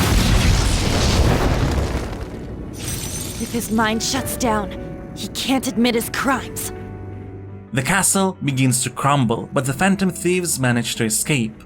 The treasure is successfully stolen, which in reality takes the shape of a replica of Kamoshida's Olympic medal. The increased expectations that come with it made him feel increasingly more entitled for a reward. Over the course of the next few days, Kamoshida has placed himself under suspension. This makes the gang hope that the change of heart has worked. And then, at the date of our supposed expulsion, Kamoshida barges into school saying he was reborn. He confesses everything in front of the entire student body and faculty, to his physical abuses as well as sexual ones, and how he blackmailed An to sleep with him too. He wants to kill himself, but An demands him to take responsibility. Don't run, you bastard! Shiho's still alive! Even after all the things that made her want to die! You have no right to run from this! Everyone is shocked. Kamoshida is taken into police custody. Students who previously have been spreading rumors about An apologize to her. Everything seems to be going well, and the Phantom Thieves of Hearts become the talk of the school. The Olympic medal we got is not real, it's just what the treasure transformed into after we came back to the real world, but it can still be sold for money, which the Phantom Thieves use to celebrate at a fancy buffet. There, after stuffing absolutely everything they could inside themselves, they realize they want to keep doing this, help people and give courage to others. And so, the Phantom Thieves organization is officially formed. Now then, this is the official formation of the Phantom Thieves organization. What a first act. It's an amazing origin story. Yes, the flow in the first several hours is uneven. I did say the game has a lot to set up, but there are ways everything could have been streamlined. On the other hand, taking its time is what has allowed Persona 5 to tackle with utmost care not only the topic of sexual harassment and assault and the resulting trauma with suicidal tendencies that can come after, but also that of sexual empowerment, of not letting these horrible acts rob people of their agency. In addition, there's topics of societal complacency which allows harassment to continue unaccounted for, how the perpetrators themselves can get to this point and why it doesn't excuse them. It's I will not be afraid to say that it's a masterclass of storytelling and a great way to start a journey of these high school outcasts coming together to try and do something about the injustices of our world. They have to do it through what is essentially magic because too many people are fine with how things are for any meaningful systemic change to happen. A point that might seem juvenile even if it is accompanied by a huge power rush and satisfaction often unattainable in our reality, but it is actually a setup for something much later in the game. That being said, this first act is setting up a bar that Persona 5 itself is not always going to reach. In fact, it's also setting up expectations that Persona 5 sometimes will fail to meet as well. I don't think any cases of the latter ruin the Persona 5 experience. The game will continue to be brave, daring, and with much more subtlety than some give it credit for. Look, yes, some points Persona 5 tends to deliver with the elegance of a sledgehammer. Shitty adults, Rotten adults, selfish adults. But it doesn't mean that it's actually bad points, or that subtlety is missing from the game entirely. In fact, many who focus on how obvious Persona 5 is tend to miss those finer points, so maybe there's a good reason for a more direct approach. At any rate, it's because the game's full of positive messages, elegance and thoughtfulness that in some situations you won't be able to help but go, Persona 5, I expected better from you. If you have played the game, I assume you have an idea what particular moments I mean by this. If not, we'll get to some of them. Before we move on, I want to mention how even in this first act, Persona 5 has been quietly setting up every future arc we will experience. On Shibuya's Central Street, we will have a chance to talk to a homeless man who was an artist in the past, as well as some sort of suspicious guy who offers a part-time job with easy money. Sojiro tends to talk on the phone with somebody. The knowledge about his character up to this point may make it seem like he's just a womanizer, but we'll find out that's a stereotypical assumption. While in the buffet, we will overhear discussions from people in power, the cognitive versions of which we'll have to deal with much later in the game, and they help the political figure who is actually responsible for a criminal record. Although in the context of the narrative, the protagonist only vaguely remembers that person's voice, as everything was handled in such a way to not reveal the politician's involvement in any capacity. Palace's crumbling after the treasure is stolen is going to be an important plot point later. And finally, the complacency that is the cause of people ignoring Kamoshida's crimes is a notion that will be expanded upon as the game progresses and tied up at the very end of the original Persona 5 storyline. Everything is nicely connected.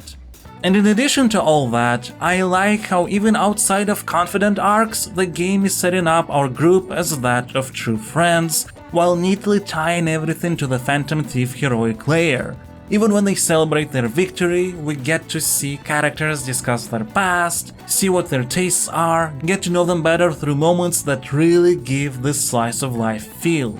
And it's precisely in moments like these you understand what makes Persona 5 really special. So it's pretty much safe to say that any player who has reached this moment in the story is probably hooked. It's precisely here that Persona 5 decides to introduce its last big gameplay concept, Mementos. Losers! A spectacular victory!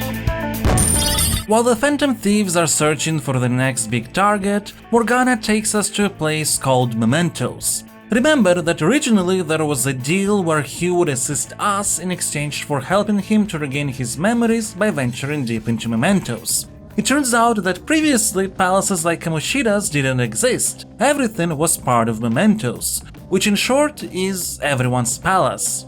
There are shadows here not strong enough yet to become palace rulers, but their hearts still can be changed after a calling card is sent. Only the calling card doesn't need to have as big of an impact as with a palace ruler. For example, just a forum post might be enough.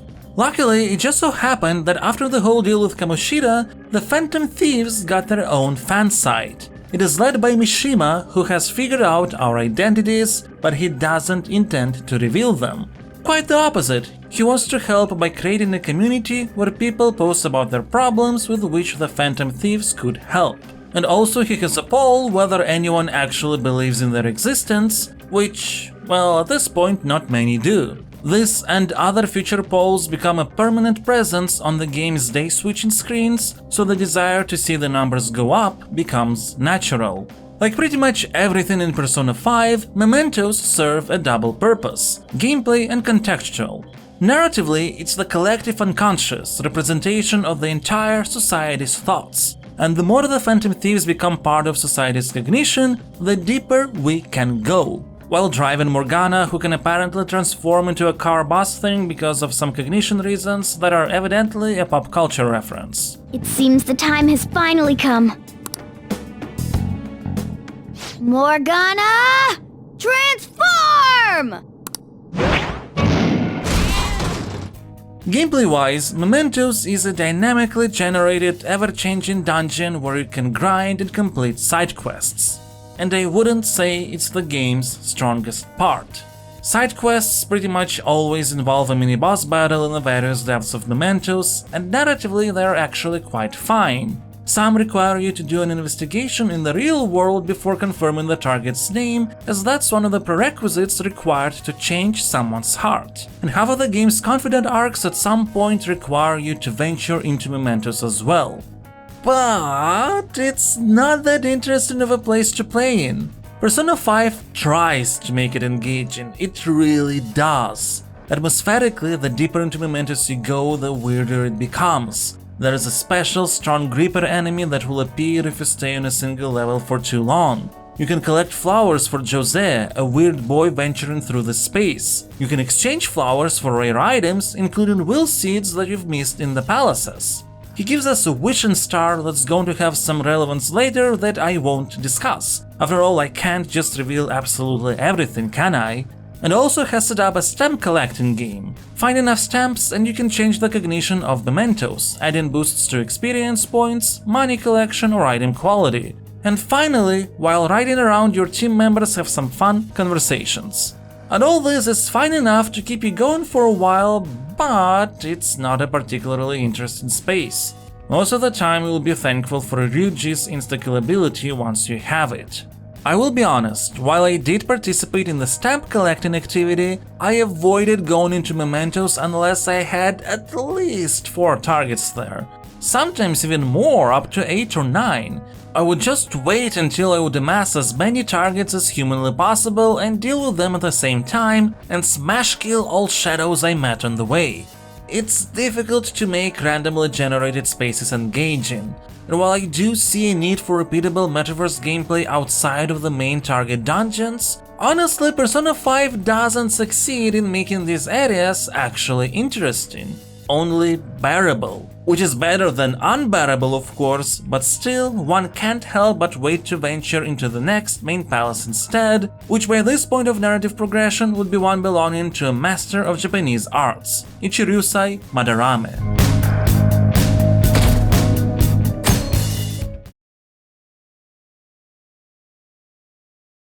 Throughout the next several days, Ann will have an eerie feeling that she is being followed. And she was. The stalker turned out to be Yusuke Kitagawa, an art student in Kosei High School and pupil of the famous Ichirusai Madarame. Yusuke bore no ill intent, he's just weird and not great at socializing. What he really wants is for Ann to pose as a model for his next painting. He hopes to create something as inspiring as Madarame's masterwork Sayuri. However, as we attend Madarame's exhibition by Yusuke's invitation, as well as go through Mementos and the fan site, we start learning that Madarame is actually a fraud. He plagiarizes the artwork of his students to push his own career forward, and once they are useless, disposes of them. This explains some former artists you see living on the streets. One pupil even took his own life after allegedly stealing Madarame's Sayuri. We figure out that Madarame does have a palace, and after guessing the keywords to access it, confirm our suspicions. Madarame, a supposedly humble artist living in a shack and known for the breadth of his art styles, sees that building as a huge, lavish, tasteless museum. And in this museum, his cognition views pupils as his artwork, hanging all around as lifeless, samey portraits. We try to talk to Yusuke and press on about the matter of plagiarism and alleged abuses, but even though the student clearly looks uncomfortable, he defends his teacher. Madarame is essentially his foster father, taking Yusuke in after his mother died when he was 3 years old. The discussion reaches a boiling point and Yusuke threatens to call the police unless, in the coming weeks, Anne agrees to not just pose for him, but pose nude. I will put my heart and soul into creating the best nude painting ever! What? Nude? And you know that Persona 5 knows that the optics of this entire situation are not great, because the game has to spend time explicitly explaining that Yusuke is not sexually attracted to Anne, while putting us in a situation where it is us who actually invade his private space. But then it gets somewhat weirder. You see, while exploring the palace, we eventually find a door with such a high security level that it can't be opened from the outside. The door actually looks like a locked door from Madarame's shack in real life, so Morgana has a plan. If Madarame sees the door open, then it will change the cognition of the palace and the door will be opened there as well. This is actually a really smart way to spread out palace completion across several days, so you wouldn't be forced to complete everything in one go. However, the game has specifically set things up in such a way that the only person who can get access to Madarame's shack is Anne, if she agrees to pose nude. If only there was someone who could distract him for a while. Huh? Oh. Man, how are we even gonna get into his house? We'd get reported for sure if we forced ourselves in. What? I guess the only way is having you go nude. What? Fancy you say that, Ryuji. I was just thinking the same thing. This isn't funny! We're not saying you should really get naked. It's simply the best excuse for you to enter Madarame's house without raising suspicions. So we'd like for you to play the role of decoy, Lady Anne. Now, here's the thing. In Isolation, even though Anne is not comfortable with the idea, of course, this is actually not a bad moment. The teenagers joke about it, but it's still made explicitly clear that Anne doesn't have to pose nude, just use that as a pretext to get inside the shack and then stall for time while Morgana lockpicks the door. All that only if she consents, and if something happens, they will bust in to back her up. This actually leads to some scenes that I have to admit are pretty funny. By the way, have you gained some weight? You think so? I weigh the same as always. Maybe I'm bloated today. At the same time, in the context of the entire game, this whole thing with Anne sets an unfortunate precedent. Because down the line, there are more scenes that are fine in Isolation. The boys ogling at Anne's chest while driving through a hot desert, they get their comeuppance. It fits the teenage vibe and is somewhat funny. Anne daring Ryuji to touch her breasts as he keeps checking them out while on a beach? Again, fits the teenage vibe and puts Ryuji in his place. Anne and other girls weaponizing their looks to get a one-up over a cognitive version of a perverted noble in one of the future palaces, call him out on it and then beat the shit out of him? That can be empowering. None of these moments are horrible, once again, in Isolation. But when put in the context of the entire game, especially considering that Anne, a 16-year-old high school student, gets a number of shots focused on her butt and legs, while also being one of the central characters who has been sexually harassed by a teacher in the first arc, it just feels tactless. And also puts into question the real reason behind Anne's persona, her awakening, Phantom Thief outfit, as well as the Confidant arc being about becoming comfortable with her looks and sexuality and using it as her strength, rather than be humiliated and harassed for that and be expected to just take it in stride. It is a good arc and a great topic, but its sincerity definitely feels questionable given the male gaze approach to some scenes involving Anne and her regularly being the butt of the joke based on her looks, which is ironic considering that there is a joke based on her non-metaphorical butt that's actually brilliant. Ow. Oh, I think I cracked my ass. Anne, are you alright? Is yours cracked as well? Of course not! Isn't it supposed to be, though? This part just cracks me up. Anyway, I know that there are quite a lot of discussions surrounding Ann and this posing nude moment in particular. Some say it invalidates what the game has been going for. I personally wouldn't go as far. In the end, at least thanks to the justifications of posing nude being just a pretext, it's acceptable. But still can raise eyebrows and definitely be part of the Persona 5 I expected better claim that I mentioned earlier. At any rate, despite Ann's comically horrible acting, the plan works. The door is opened, Madarame sees it, and inside, Ann and Yusuke find the original Sayuri alongside a bunch of forgeries. Madarame tries to save face by coming up with some sort of lie about debts and whatnot, but Ann sees through it. In the end, he calls his private security. Ann and Morgana run away, Yusuke goes after them and accidentally gets pulled into the metaverse. Here, Yusuke has to confront the truth about his master and get free of his Stockholm Syndrome shackles, awakening Goemon. It seems the truth is stranger than fiction, huh? Kitagawa-kun? I wanted to believe it wasn't true. I had clouded my vision for so long. My eyes were truly blind. Blind and unable to see the true self behind this one horrible man. Have you finally come to your senses? How foolishly you averted your eyes from the truth. A deplorable imitation indeed. Lest you part from that aspect of yourself.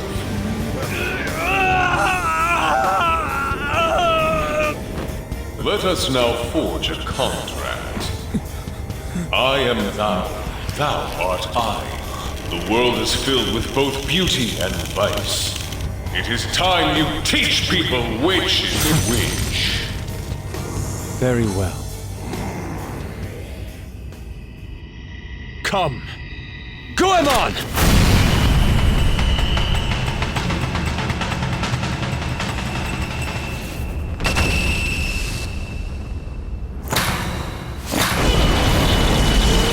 Whoa, this is impressive!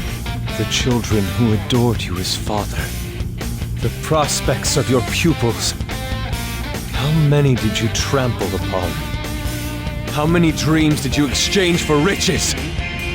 No matter what it takes, I will bring you to justice! After Yusuke joins our team, we can finish the infiltration of Madarame's palace. In terms of design, it's a continuation of the principles set up in Kamoshida's palace, only with some trickier elements regarding exploration, as well as puzzles that ask for more involvement, particularly the one that's about figuring out which Sayuri is real to be able to proceed to the next location. What makes this puzzle particularly great is that in its last iteration, all visible to you paintings are forgeries. The real one is behind a fake wall, which is just a great combination of a puzzle solution with a showcase of Madarame's character.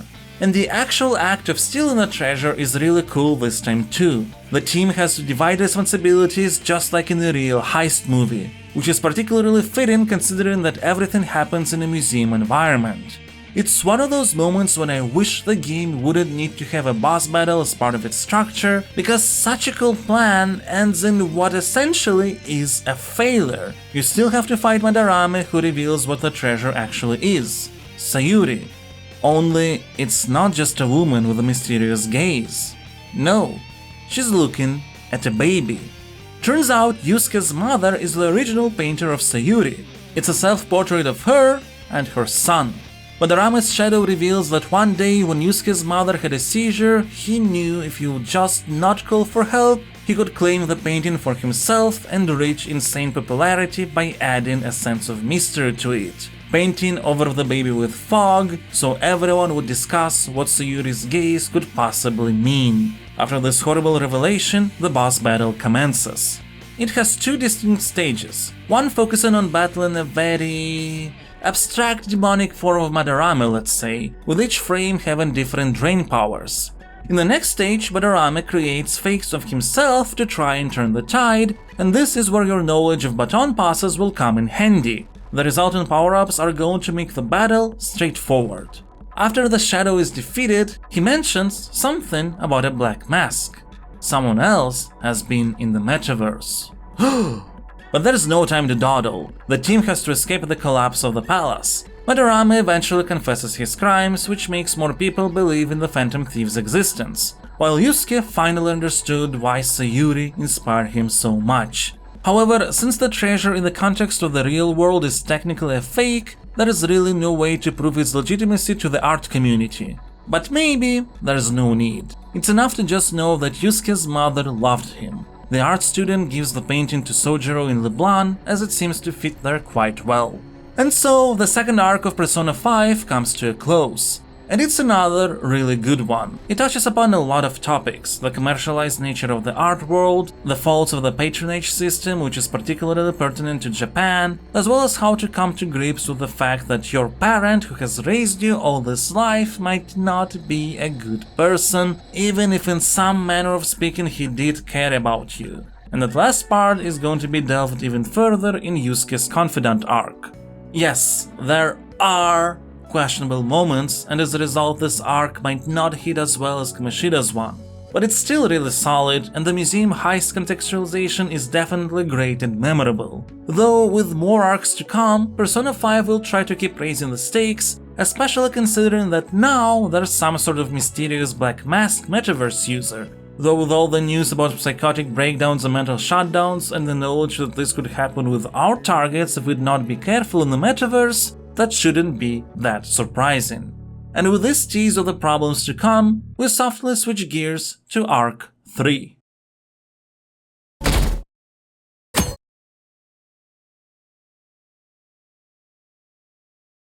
If Arc 1 is the origin story, and Arc 2 is a slight entrance into a more interconnected, larger plot at hand, Arc 3 is the usual workdays. It's the part where Spider-Man is actively using his powers, but no supervillain like the Green Goblin has come into picture yet. From that perspective, it is understandable why some might see this arc as sort of generic or not as memorable, because its target is a mafia leader with no personal connection to any of the characters.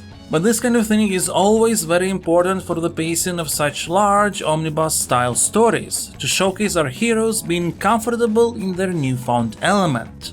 And besides, it's not without problems coming our way.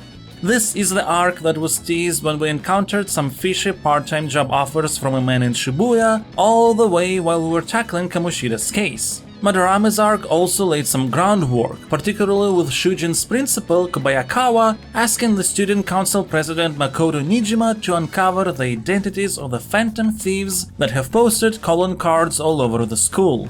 By the way, now that Yusuke's in the team and he's an artist, our calling cards finally have finalized their sense of style, a pretty good touch.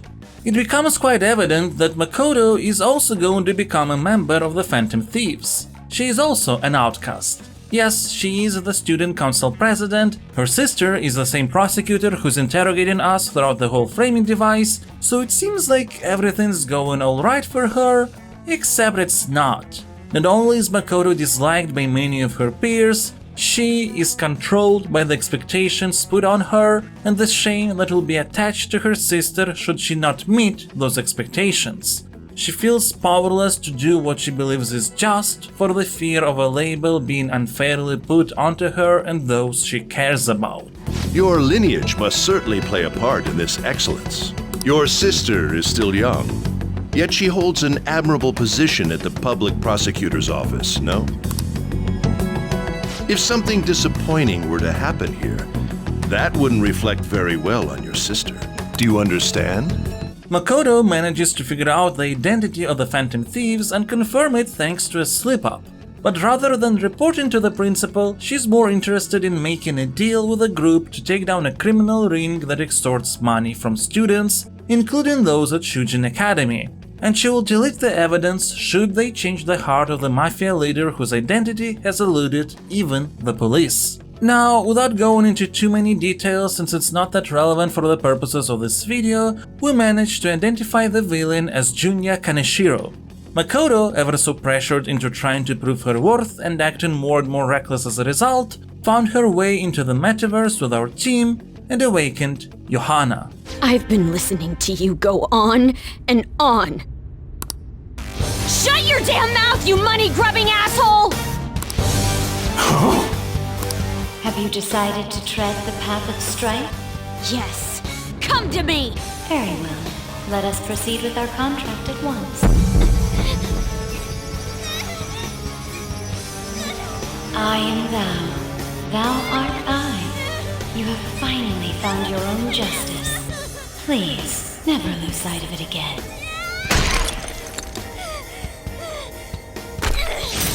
This memorable day marks your graduation from your false self.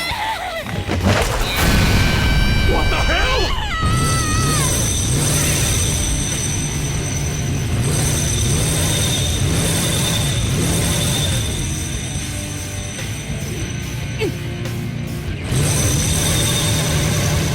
A persona?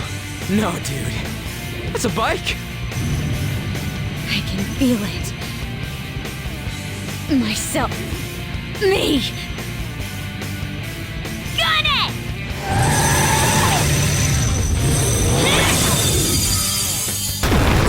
Wow! Nice! What is that? I've never seen anything like it. I will not lose heart again. Ever. I'll go full speed, non-stop. Right, Johanna? Kaneshiro's palace itself is actually quite interesting both from a gameplay and thematic perspective. It's a huge floating bank taking money from normal people that inside the crime boss's cognition are seen as walking ATMs. The stealth aspect of palaces is made a bit more elaborate thanks to the introduction of security cameras, while puzzles involve more thinking based on understanding connections between notes you find and numbers you have to put in as codes. It's pretty cool, and the boss battle is nice too. It achieves its goal of checking technical and status ailment knowledge, while having some nice connections between gameplay and the theme of money not being able to buy loyalty.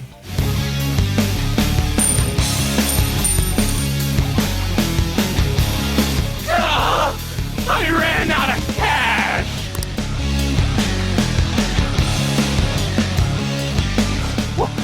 Hey! Where'd everyone go? With Kaneshiro defeated and his treasure stolen, we once again hear something about a metaverse user with a black mask. Kaneshiro surrendered himself to the police, Makoto tells the principal she couldn't find anything about the Phantom Thieves, while the group itself has highly risen in popularity. Everything seems to be going well, and so Arc 3 comes to a close. I do have to say, I can totally understand anyone who feels underwhelmed by this narrative segment. It's by the books. The only really standing out parts relate to Makoto's internal struggles, which are influenced by the relationship with her sister Saya, who too has to deal with a lot by trying to build a career as a woman in space dominated by men.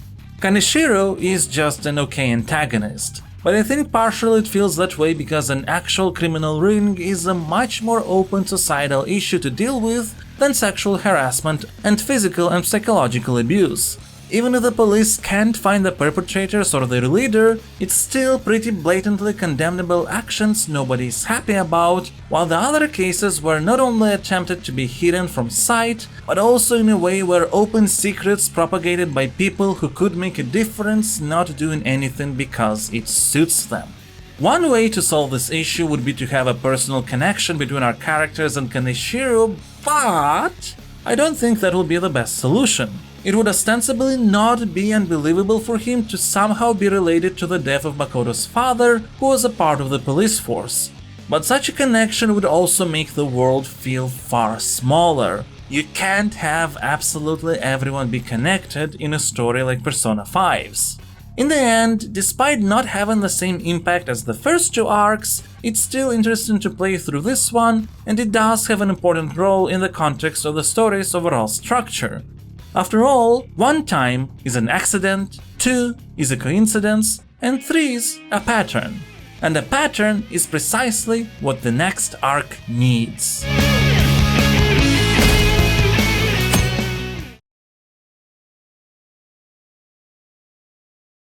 If Arc 3 was about following the patterns, then Arc 4 is about breaking them all. This time the enemy of the Phantom Thieves is not a person, but a faceless hacker group Medjed threatening them. And we're not changing the heart of someone in that group. Another hacker nicknamed Alibaba offers to deal with Medjed if we steal the heart of one Futaba Sakura. It turns out that Alibaba is Futaba herself, and yes, she is the daughter of Sojiro, who became her guardian after her mother supposedly committed suicide. And this time the shadow is not antagonistic. This is where the point about them being repressed parts becomes especially important. Futaba's shadow knows the truth that her mother's Wakaba Ishiki's death is not a suicide, but the actual Futaba is too guilt-ridden and shut-in to see it. And at the end of it all, we will not have to fight the shadow, whom Futaba actually peacefully accepts as her Necronomicon persona, but actually a distorted cognitive version of Futaba's mother. You're the reason she committed suicide. You were just getting in the way of her research. Why did you think it was suicide? Because of the note. Think hard. Was that suicide note real? Would the mother you loved so much truly have written that? No! She scolded me whenever I had tantrums, but she cared for me. Then what about the suicide note? A total lie! You were used. They forged her suicide note and laid the blame of her death upon you. They trampled all over your young heart. Get mad. Don't forgive those rotten adults. I'll never forgive them!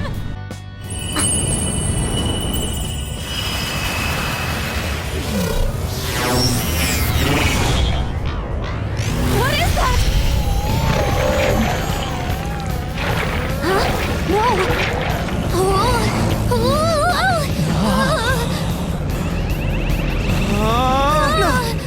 Contract. I am thou. Thou art I. The forbidden wisdom has been revealed. No mysteries. No illusions shall deceive you any longer. Futaba! I'm okay! Look at that. Please, help me. That's gotta go. This is why a pattern-based arc, so to speak, was important in this omnibus collection of various interconnected stories approach Persona 5 is going for. Without Kaneshiro sitting in the pattern, alongside Phantom Thief's popularity of course, there wouldn't be enough contrast for Futaba breaking the pattern to have much significance. This is also the part of the story where we start learning more about Sojiro. I didn't talk about him much previously, but despite his initial reaction to our appearance, it was always clear that he's not a bad person. And he does slowly open up to us, even if we don't attempt to complete his confidant, the second half of which is blocked anyway until we deal with this arc.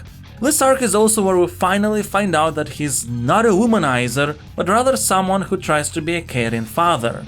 And by the way, given some problematic aspects that have been discussed regarding Persona 5, no, there weren't any sexual suggestions in any of Sojiro's phone calls, it's just that it's easy to assume that he's a womanizer, and that's why the twist he was actually talking to Futaba works so well. We even get to sneakily visit his house for some spooky shenanigans. No, my legs won't move.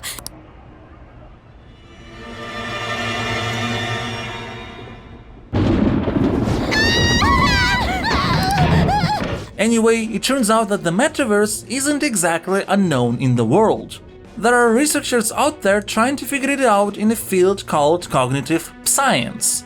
Futaba's mother was one of the scientists in the field, and Sojiro was working in the government alongside her. However, one day Wakaba just jumped into the path of an oncoming car. There were some strange people who have read to Futaba what they said was Wakaba's suicide note, where she apparently blamed her daughter for all the woes in her life. Now, obviously, this isn't true, but at this point, mentally traumatized Futaba could hardly separate truth from fiction, and she chose to shut in. Sojiro adopted Futaba and tried to help, but her state was just steadily becoming worse to the point that she wouldn't leave the room at all. This is why Futaba's palace is a desert. Normally, parts of the city unaffected by distortion can be barely differentiated from the real place. But Futaba doesn't care about anything beyond her room, so everything is just never-ending sand, while her house is a pyramid which she thinks should become her tomb. It's a very heartbreaking environment, honestly. Throughout the palace you'll have to solve puzzles which show Futaba's memories in a distorted manner, but they're the reason she is so guilt-ridden. In the end, not only do we manage to help her out, but gain a new member of the team who has kept her word and dealt with magic, rocketing the Phantom Thieves to the highest highs of their popularity so far. Though it's not just a walk in the park from there. While Futaba's heart has been changed, she's still very shut in and introverted. I appreciate that Persona 5 doesn't treat the issue of closing off from society as something that has a magic button to fix. Yes, the team realistically would need more than a week to make Futaba more comfortable when interacting with us. But still, there is a respectable amount of effort put in, and even after all that, Futaba is not magically an extroverted socialite. Futaba does open up about what she believes to be a conspiracy. Her mother didn't commit suicide. Somebody must have caused a mental shutdown which forced her to fall down right in front of a car. This probably has something to do with her mother's research into cognitive science. Maybe even the Dune of the Black Mask figure we've been hearing about several times already. I know we didn't really focus that much on this arc, but the point of this video is not to just retell in detail the game's story. Futaba's arc is in a way a return to form. I don't know if it reaches the highs of Kamoshida's one, but it's definitely close. Taking a look at poignant, often untouched themes, and dissecting not only various characters but also the nature of the reasons behind the Phantom Thieves' actions. And it closes off with smartly connecting a self-sufficient arc into a greater narrative. Sadly, soon the elegance of Persona 5's narrative structure is going to get decimated. At least there's still one more arc before that happens.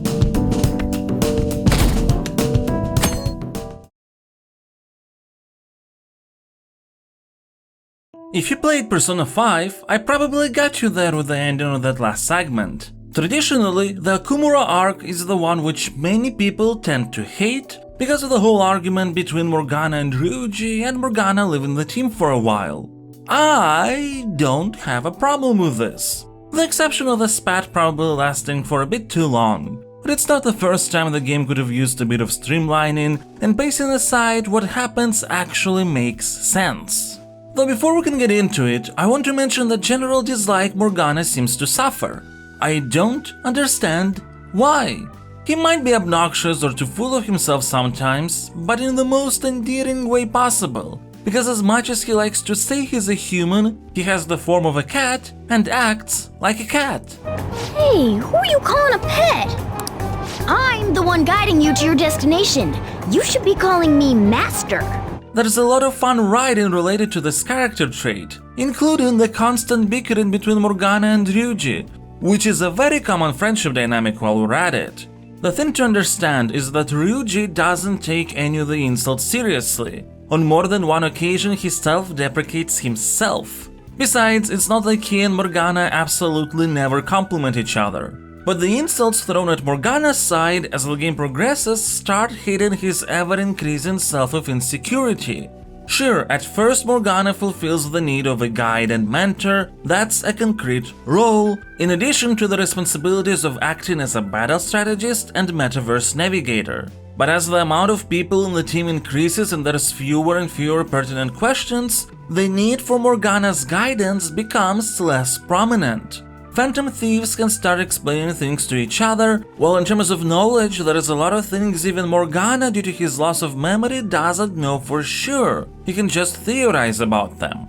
Everything starts becoming far more complicated when Morgana realizes that other thieves joined based on shared elements of their history which don't apply to Morgana. Not only due to memory loss, but also because at first Morgana joined the team as part of a deal rather than a concrete desire to change society. When Makoto joins, she takes over the battle strategist role, not just in the story but gameplay as well. It's her voice that now sounds whenever you investigate potential ways to deal with shadows, not Morgana's. This isn't it. To electricity. Let's go for that. Me weak against nuclear attacks?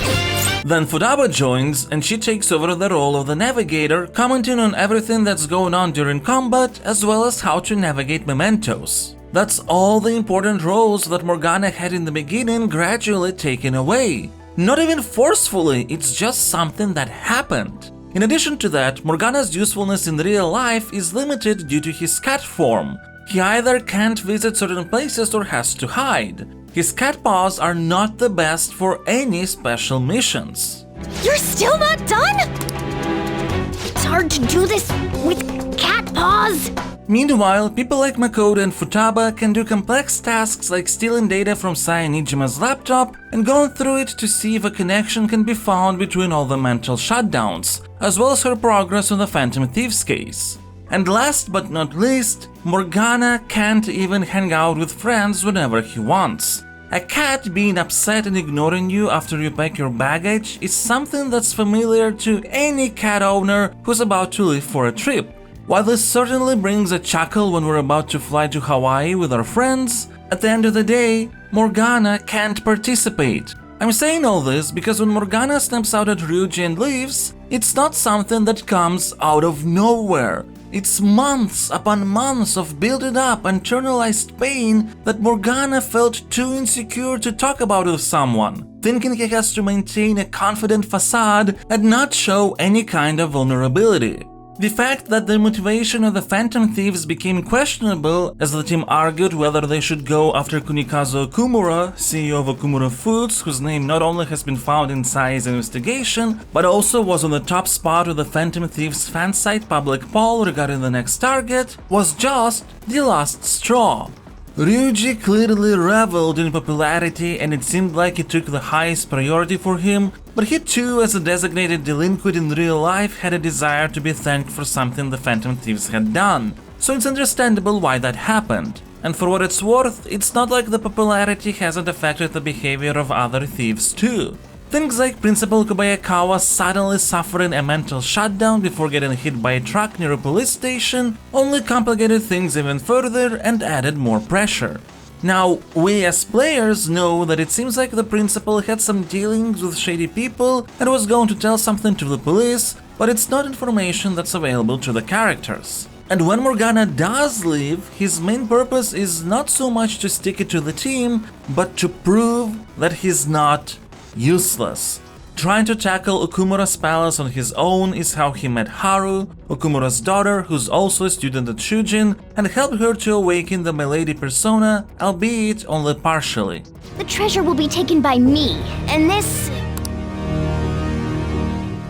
beauty thief. Beauty thief? I'll have you know she's a persona user too. My name is Beauty Thief. She really called herself that? Any tension that was in the air has just gone out the window.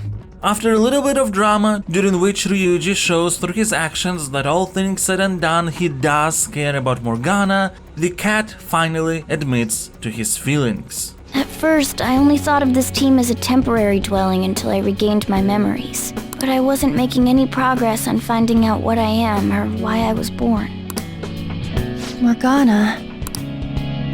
I wanted a reason of my own. A reason to stay with the Phantom Thieves. I don't have anyone I want to save or get revenge on. Someone like me has no reason to stay here. That's why, to me, this team is... Come on, say it. You can do it. It's the only place I can belong. I want to stay here forever. Now, with all that behind us, it's time to deal with Okumura. Or is it? His palace does show that he is willing to force workers to trudge through tons of unpaid overtime until they're fully burned out, and there are rumors about some shady ways in which his competitors have disappeared from the map, possibly being connected to mental shutdowns in the Black Mask user. At the same time, jumping at expectations of society who just tries to find the next scapegoat sets up a dangerous precedent. In the end though, Phantom Thieves decide to change Okumura's heart because of Haru. She became a victim of business owners' misogynistic approach to the life of their daughters. preferring to arrange marriage with other people for power or political gain, with full inheritance of the company going to the husbands. And it doesn't help that the person Haru is getting handed off to is, let's just say, mildly, exceptionally entitled. And no surprise really, this whole situation is the aspect of the system that he expected to participate in probably all his life. Okumura's palace is great. It's a giant space station where his employees are represented as robots being worked until they become trash for fuel towards his spaceship that will launch Okumura onto Utopia. How he sees a potential entrance into political space. Get it? Space. There, Haru sees what her father truly thinks of her, finally allowing her to awaken Milady to full power. Why fret? You should be overjoyed that you're fulfilling your role as an Okumura daughter. This is the only value you've had from the very beginning. Now, why don't you come to my place?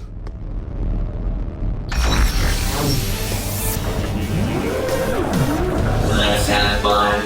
I'll play with you until I get bored. A high school fiancé, what a turn on. So vulgar.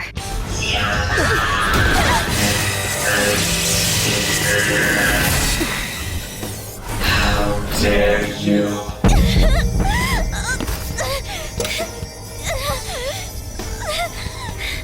I see you finally made up your mind, my dear fated princess. Freedom for you must stem from betrayal. If you still yearn for it now, then you must not err. Now tell me, who shall you betray? My heart has been set. You should know. Yes, that gaze! I can finally display my true strength! I am thou art I! Let us adorn your departure into freedom with a beautiful betrayal! Jeez! Farewell, dear father! I am no longer your subservient puppet! The palace once again pushes forward the notions of puzzles, this time combining them with navigation. You have to think about how you move through the dungeon space, I mean literal space, by going through various types of airlocks with different behavior. It makes for a more involved, though also a bit more challenging experience, because now you have to really carefully think where you actually go. The act of stealing the treasure is now accompanied with a 30-minute timer that doesn't stop even during battles, and you have to get it from Okumura before the whole station self-destructs. Quite honestly, 30 minutes is more than you need even during the boss battle, particularly if you truly get a sense of how the combat system works.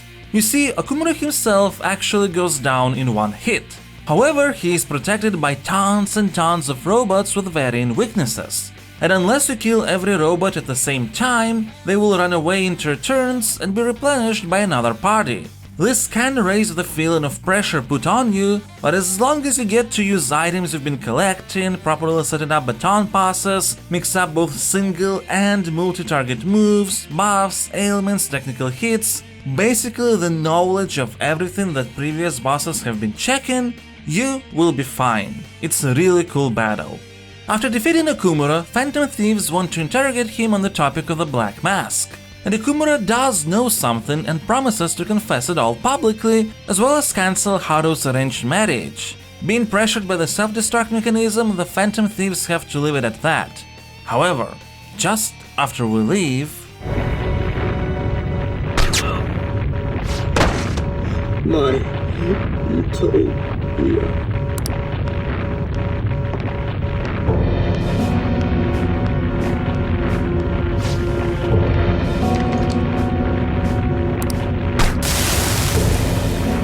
And just after Okumura confesses his crimes and is about to reveal the identity of the person behind the mental shutdowns, he suffers one himself and dies of a heart attack.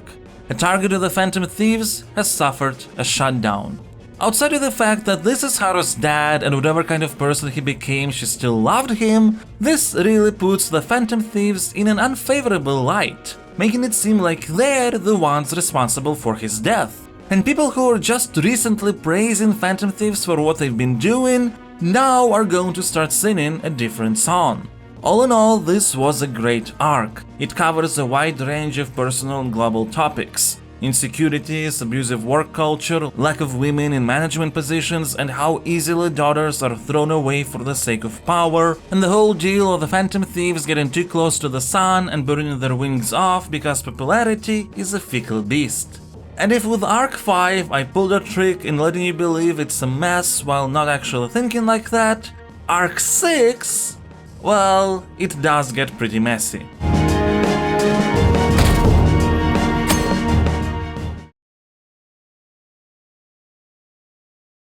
From the get-go, I have to clarify, it's not that Arc 6 is a bad one, it's just very structurally inconsistent because Persona 5 really wants to pull a less obvious twist and an obvious twist, but the whole game suffers as a result. Before we get to the root of the problem, let's discuss Goro Akechi. I haven't mentioned him even once so far during the discussion of the narrative and its themes, even though he has been a pretty prominent character during all this time. He's a high school detective prodigy working with Niijima and rising in popularity as a star.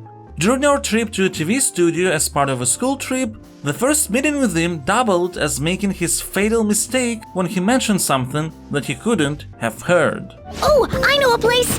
I want to go to that huge pancake-looking place we passed on the way here! It looked delicious! What was that? So you're going to go have cake now? I missed lunch today, so I'm quite hungry myself. Huh? Cake? What are you talking about? Oh, am I mistaken? I thought I heard something about delicious pancakes. No matter. Well, see you tomorrow. But it's okay if you didn't notice that. Anyway, Akechi became known for criticizing the Phantom Thieves, saying even if their intentions are good, they should be brought to justice. After all, who gave them the right to choose who gets forced a change of heart? But as the Phantom Thieves started becoming far more popular, Akechi's renown plummeted, with people hating him for everything he has said about the Phantom Thieves before. Still, it didn't prevent him from becoming one of our confidants. A weird bond that's a mix of friendship and rivalry started forming. Still, he does want to capture the Phantom Thieves and makes it clear that he's onto us. My profiling of the Phantom Thieves has led me to believe they are a group of juveniles. They have a relative amount of free time after school and a hideout to slip away to. Furthermore, considering Kamoshida was their first target, it seems they began activity around April. In a way, all I've just said about the Phantom Thieves coincides with the group you have here.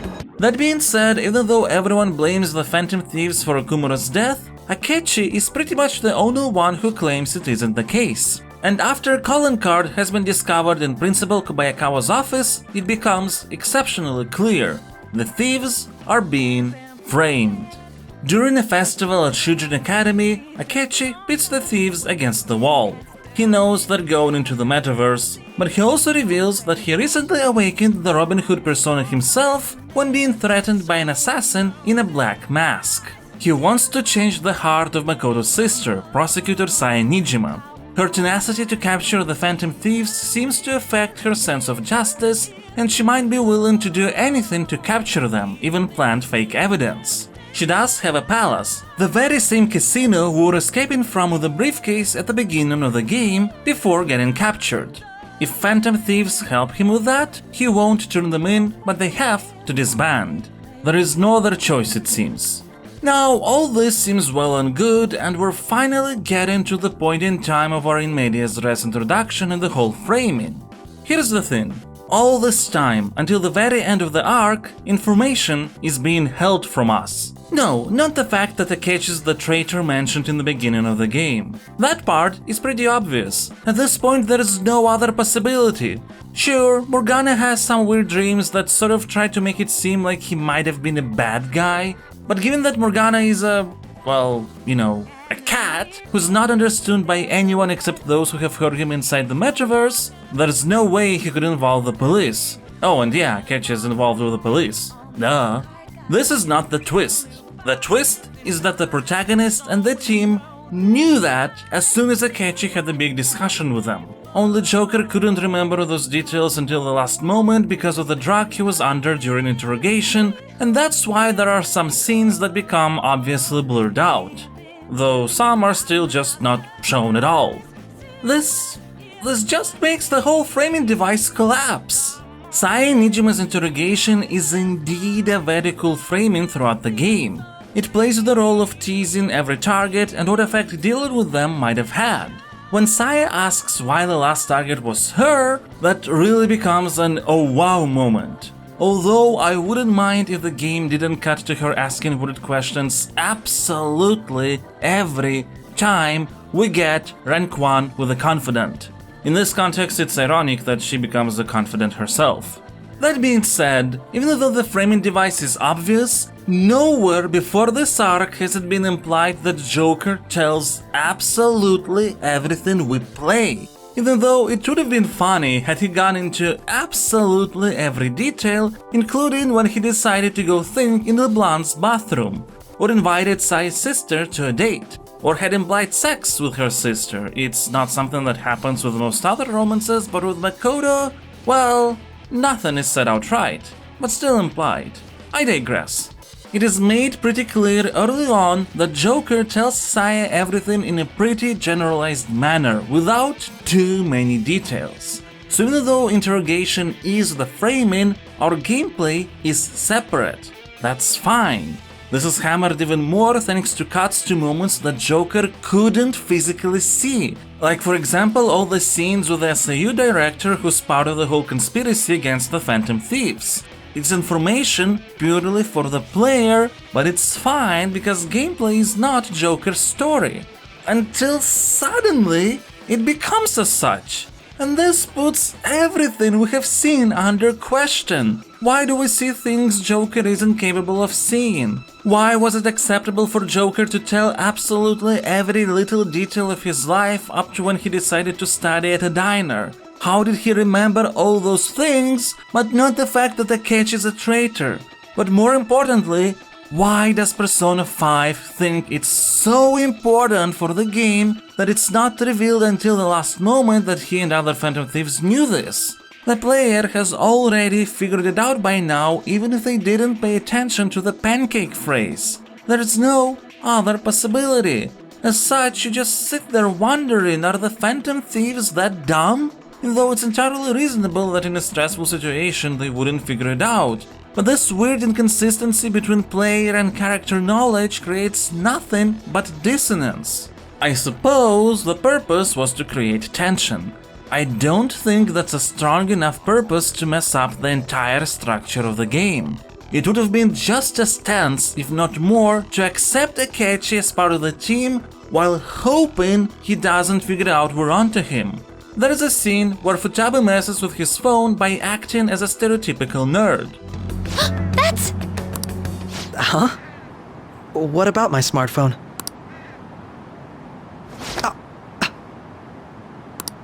This is the model I wanted! You're so lucky!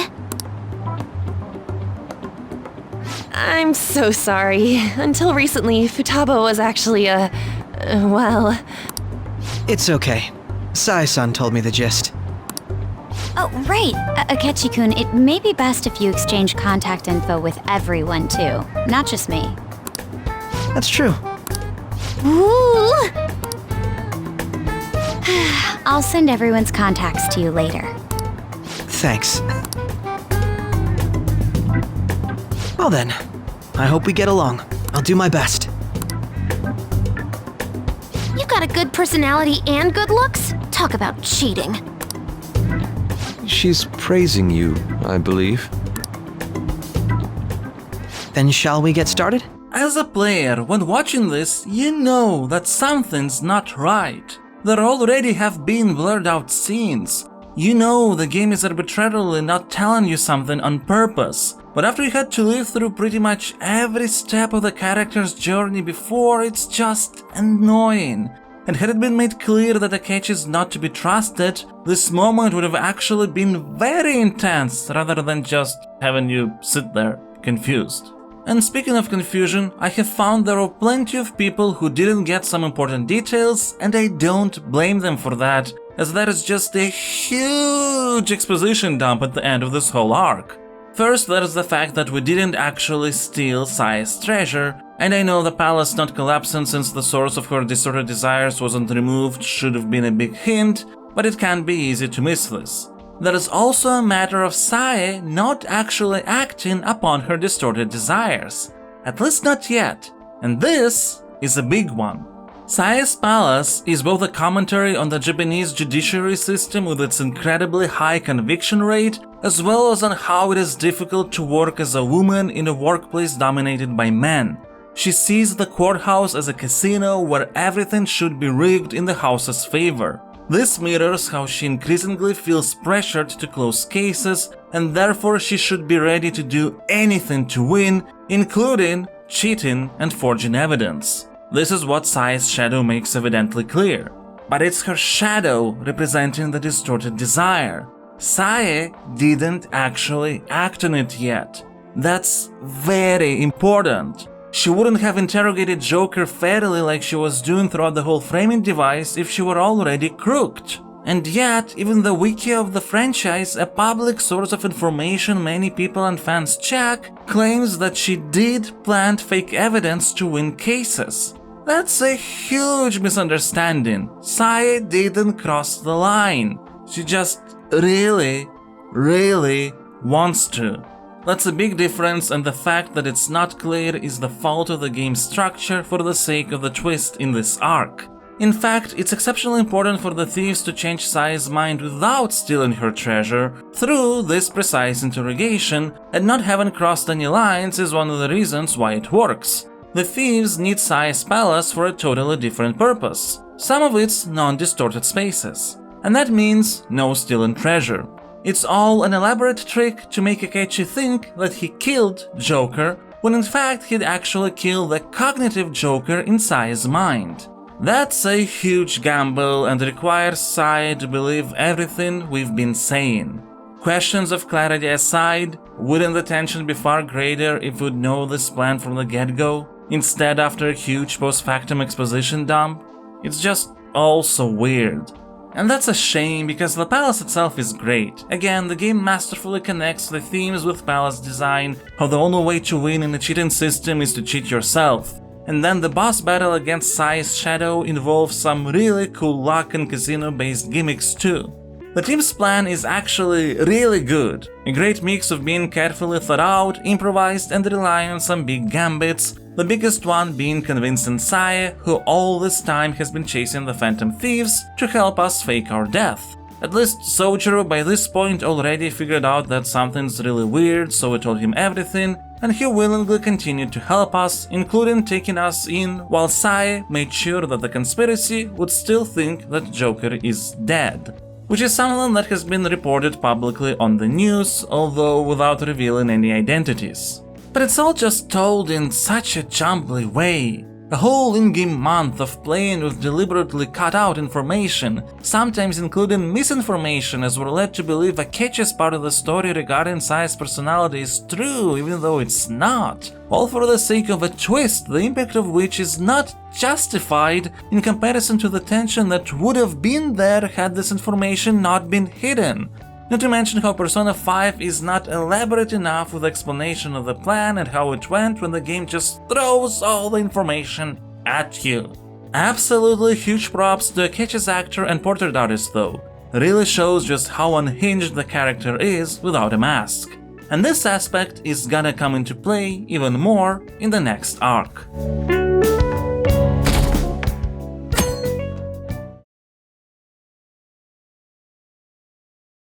The almost final arc is victim to another structural issue of Persona 5, but this time manifested through a lack of build-up.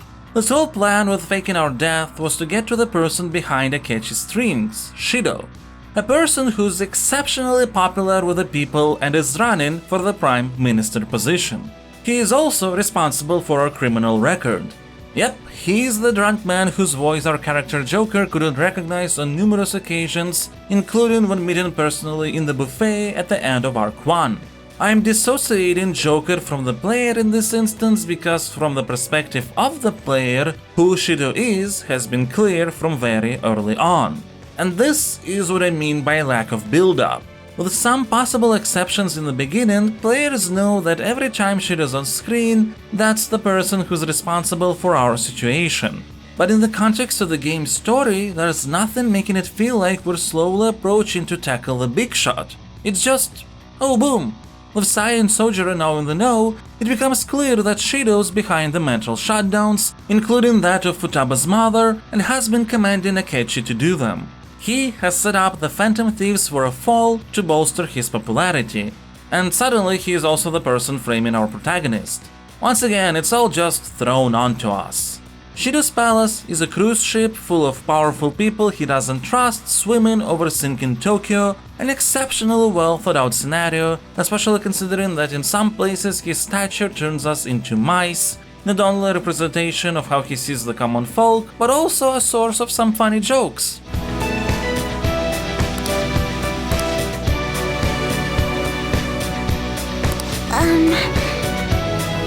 But in the end, because of how this palace just happens, it manages to be one of the most by the numbers. Even more so than Kaneshiro's, and in that guy's case, being by the numbers was the point.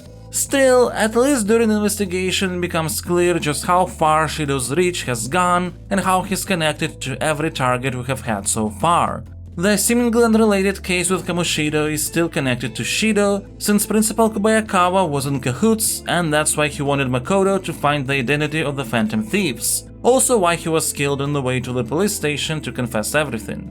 Big part of Shido's funding came from Madarame's forgeries and Kaneshiro's extortion. This is also why their shadows were aware of the Black Mask. Medjed was not actually the hacker group, but one of Shido's minions playing the role of Medjed. Futaba's mother was killed so only Shido would be aware of the latest research she has done, and Okumura wanted to get into politics and therefore became a danger to Shido's position. A perfect opportunity to take out two birds with one stone, remove a potential rival while the oh-so popular Phantom Thieves take the fall. Saya was also considered to be targeted because her investigations into the mental shutdown cases started getting too close to revealing the truth. Technically, it all connects very well together, but due to the lack of Shido's build-up, the impact is somewhat lacking. Though what's not lacking is the confrontation with Akechi, who has figured out that we survived and realized we went into Shido's palace. It turns out that Akechi is Shido's illegitimate son seeking revenge on his father. He was helping Shido's rise to power only so could kill him at an opportune moment. And that's when we find out that Robin Hood is not Akechi's only persona. He has a different one, Loki. Here, I'll show you who I really am. Come, Loki!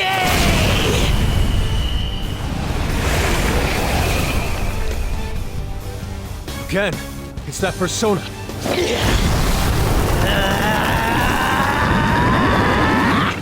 What's going on? Don't make me laugh. Justice, righteous, keep that shit to yourselves. You and your teammates piss me off. He can use two separate powers? Then everything, even his appearance was a fake! You're going down! I'll destroy you! Go down with me! No way! That bastard! He made himself go psychotic!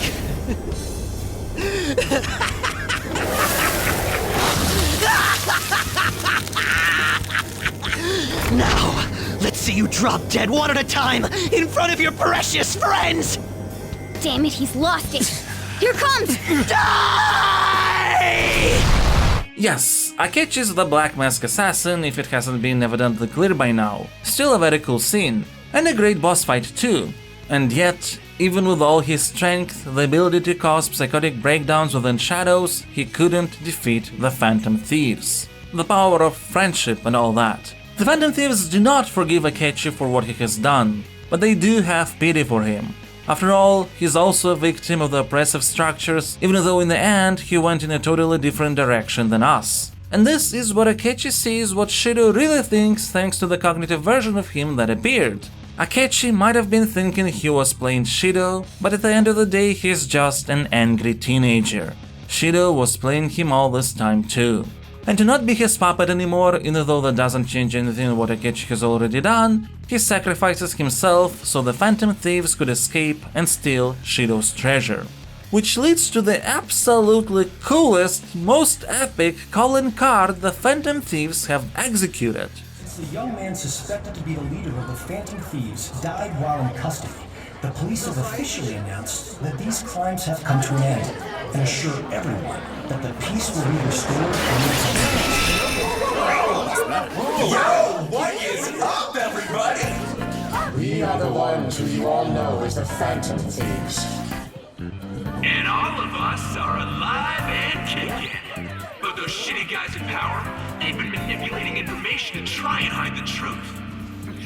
What is this? Where's it coming from? I don't know. We can't switch it out. Seems we aren't the only ones affected either. The recent scandals of public figures, the What if that's just an caused by event? psychotic breakdowns and mental shutdowns. These weren't caused by unknown reasons. One man is behind every single instance, simply to satiate his own greed. The man behind it all is a current cabinet member of all things. The Minister of State for Special Missions, Messiah Shido. I'm sure the people investigating us can tell if this is a lie or not. Shido himself will soon confess all the crimes. You think it's some kind of prank? No way. Could this be real? Hello? Yes. We're looking into it now. Please, if you would so kindly... Very well. And that, in turn, leads to a really great, multi-staged battle against Shido with some amazing boss music. Persona!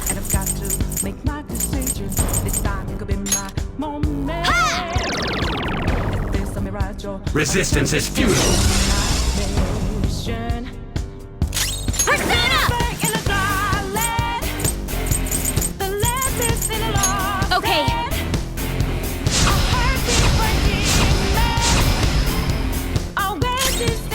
Persona! Persona! Lack of build-up be damned, this fight is so cool. And there's some more cool fights to come. But Shido's so unhinged and determined to win that when he in reality understands his heart is about to change, he self-induces a drug that would temporarily stop his heart so his whole cognition would collapse and Phantom Thieves go down with it. Thanks to Ryuji understanding that being a hero is not all about fame and glory, they survive and escape the palace with the treasure before everything is destroyed. Which is when a very unjustified moment happens in the real world.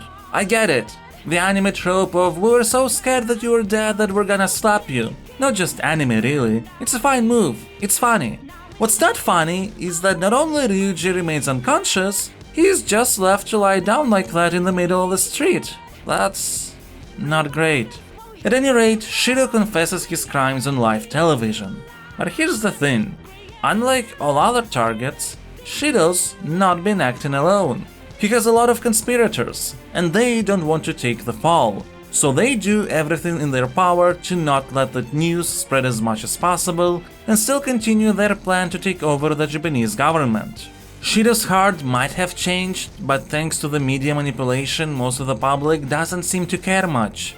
Many still support Shido. Some start forgetting about the Phantom Thieves' existence in the first place. The group was nothing more than temporary entertainment. Sae was going to prosecute Shido after his confession, but everything she does is getting sabotaged by Shido's conspirators. Even though the team has done everything right, it still is not enough to change the system. Because you can't change the system by rooting out bad apples.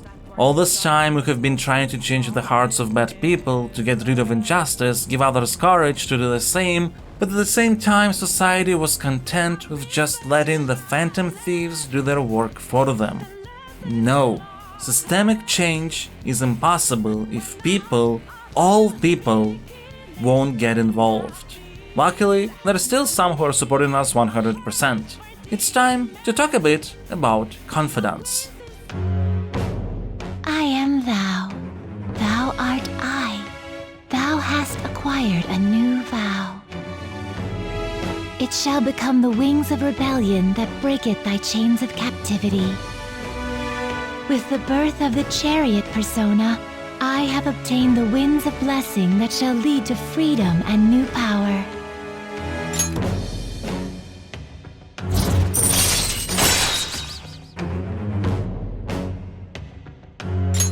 Alright. One of the aspects that makes Persona 5 so massive beside the main story are all the Confidant arcs. Many of them are connected to various degrees with events of the core narrative. Some continue the themes opened up, some add new topics into the mix. Not all Confidants are created equal, some are paced better, some worse, some are a bit messy, some are just perfect. I'm not going to go in depth into absolutely every Confidant. While a recap of the main story, as generalized as it is, has importance in the context of the video because it showcases the main themes of the game, Confidant arcs are more like satellites. They don't necessarily define the experience, but add depth. While from a systemic perspective, the point of Confidants is to provide new gameplay abilities, each adds something of value to the pile of Persona 5's examined themes. Ryuji's Confidant arc surrounding the resurgence of the track team at Shujin is about forgiveness, not just of others, but of oneself too. An's arc, which combines her seeing Shiho's rehabilitation with trying to pursue the modeling career through rivalry with Miko, examines what is the strength of will, how it is defined, and how one's strong will can inspire others. Yusuke's Confidant story sees him dealing through an artistic slump, during which he discovers the complexity and multitude of layers within people, including his sensei Madarame that has disappointed him so much. But at the same time, there was something in Madarame that would make him not an outright evil person. Humans are complex beings. Makoto's arc focuses on how helping others find their path can lead to you finding your own purpose, realizing what you want to do with your life and what to change. Futaba's Confidant hangouts revolve around her becoming more ingrained in society, trying to get out of the shell she has spent so many years in. Haru's Confidant story sees her go through not only the troubles of inheriting an empire, but also how to defy what is expected of a woman in a workplace, as well as an undesired arranged marriage, and trust. How you can't expect people to trust you if you don't trust them. Akechi's Confidant examines the different sides of him and how everyone has their own moral compass that's affected not only by their current actions but also their past. And that's just for your playable characters. There's lots of other great Confidant arcs among NPCs as well. They do, however, follow a structure that by the end can start feeling a bit too similar. Almost every NPC Confidant arc goes like this. The NPC has a problem. We help them gain the resolve to solve that problem, however they are still blocked one way or another by somebody whose heart we need to change in Mementos, and after this the NPC can act upon their resolve, solve the problem, and realize that we're the Phantom Thieves. Can it get a bit repetitive? Yes. Does it still stay emotionally compelling throughout? Also yes. Besides, the Confidants finding out we're a Phantom Thief plays a big role in the unwavering trust in the group even after it's been framed and therefore in the ending of the original game.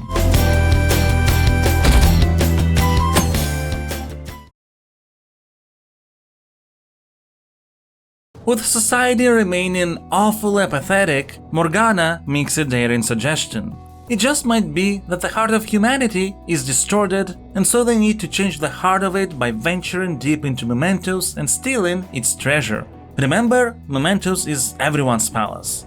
However, since like all other palaces it would crumble as a result, then being the source of all cognitive distortions, it would mean that there'd be no way to get into the metaverse anymore, meaning this is the final job of the Phantom Thieves.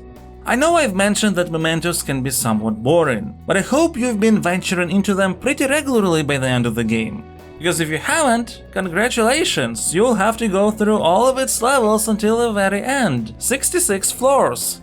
In the depths we find the prison of regression, a place where people sit being fully content with not having to decide anything and having others do it for them. And we find shadows of our targets sitting there too. Kamoshida, Madarame, Kaneshiro, and even Shido. Okumura is not there due to the nature of being dead. It turns out what we were actually doing all this time is not reforming our targets exactly, but sending their shadows back to the prison they escaped from, the prison of complacency, where they feel content to not make any decisions for themselves. All the people in the depths are powering up a supposedly inanimate but still talking object, the Holy Grail, the treasure of Mementos. It is impossible to destroy it because the people willing to let someone else make decisions for them continuously heal it. It gets to a point that the Holy Grail gains so much power it manages to fuse Mementos and reality together.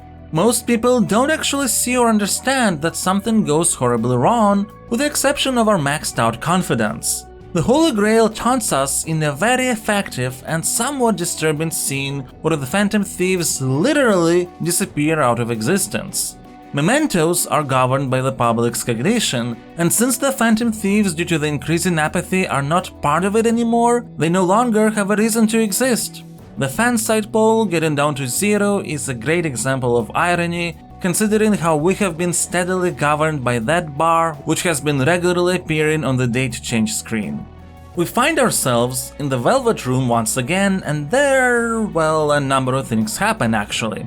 To sum it up, the Igor that's been guiding us all this time is not the real Igor previously familiar to Persona fans.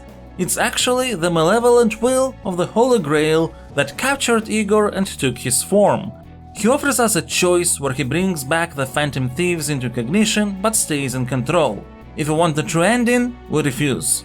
Caroline and Justine in turn are separated forms of Igor's real attendant, Lavenza. We have to fuse them back together. Other Phantom Thieves are found in various parts of the Velvet Room as well, each in their own prison. We have to inspire them to get their will of rebellion back. While in separation each dialogue is a very nice moment, the fact that we have to do it one by one can get a bit tiring, since the structure of all dialogues is pretty much the same, and it takes quite a while to find and talk to all the thieves. So what happened is that the society's apathy, the desire to not be responsible for their own actions, to have someone else solve their problems, has led to the creation of the metaverse and the malevolent entity in the form of the Holy Grail, which gets stronger with every person falling into such an apathetic state. This Holy Grail, this god of control, has devised a game to determine humanity's fate with two main players at hand. One is Goro Akechi, sowing humanity deeper into its apathetic state, and another is us, trying to make it wake up. The idea was that if humanity decides to take responsibility for their actions, our side wins and the world is saved. If not, the god of control Yaldabaoth won. But before getting imprisoned, the real Igor created Morgana from the remains of humanity's hope, with the goal of guiding us towards victory. Now, I can understand that for some people it might be irksome that in the end Persona 5 has utilized the Battle of Gods trope. It's far from the first time the series itself uses that trope, and it might feel like it comes out of nowhere, but it really doesn't. From the very get-go, we have been regularly encountering situations that could have gone differently if people cared enough to do something about them. When investigating Kamoshida, one of the very first eye-opening statements we hear is this. Proving that he's physically abusing us is meaningless. Everybody knows. The principal, our parents, they all know, and they all keep quiet about it. People don't care. And even as the Phantom Thieves started becoming more popular, becoming heroes, all it led to is society voting for who they want the Phantom Thieves to deal with next, but not actually rising up to do it themselves. That's why their support is so fickle. Society forgot the Phantom Thieves in the end not because it's a manipulation from a higher being. Society itself gave that being power. It's a personification of their distorted desires. It's their treasure and their shadow. And that's how you should treat Yaldabaoth, I think. Just like every palace ruler we have encountered is the shadow of their respective people, so is Yaldabaoth the shadow of entire humanity. But not every human is indifferent. There are our confidants who also see that something's not right with reality once Mementos start merging. It's their support that gives us power. It's their support that manages to rally people to believe in the Phantom Thieves again. It's their support that allows us, after a long and grueling boss battle, to break the chains of our sin and reveal Satanael, shooting a malevolent god in its face with a giant bullet created from 7 deadly sins.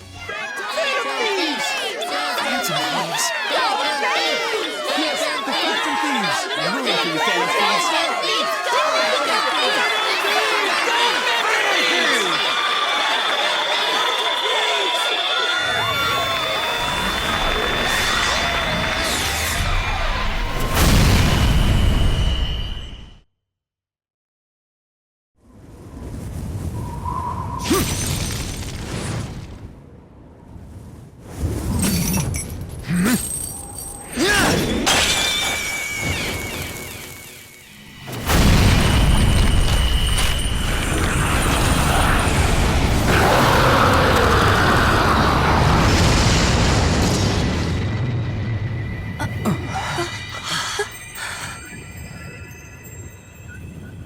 So you have failed to harness the power.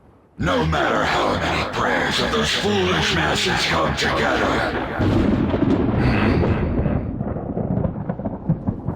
What the?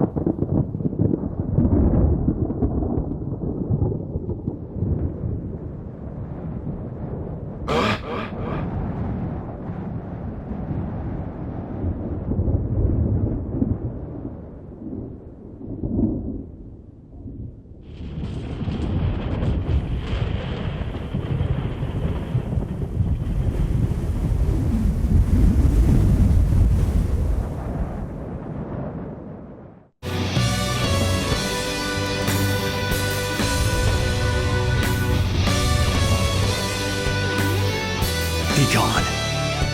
Preposterous! You dare wrong the people's wishes!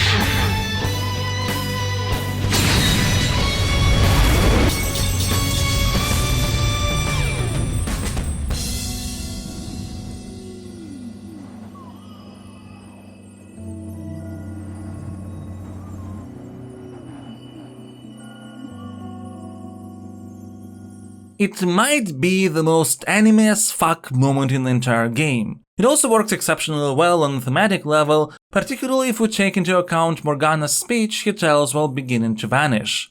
After all, he is part of Mementos and Metaverse too. The whole world is a product of cognition, not just the metaverse. It can be freely remade.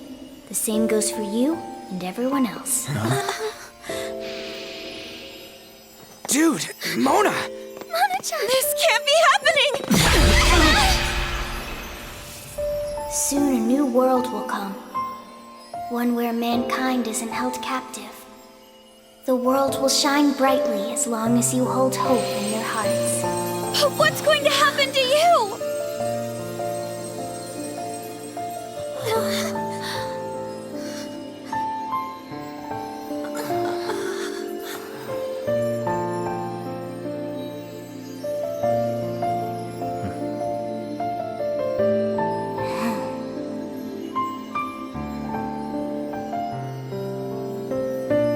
Remember, there's no such thing as the real world.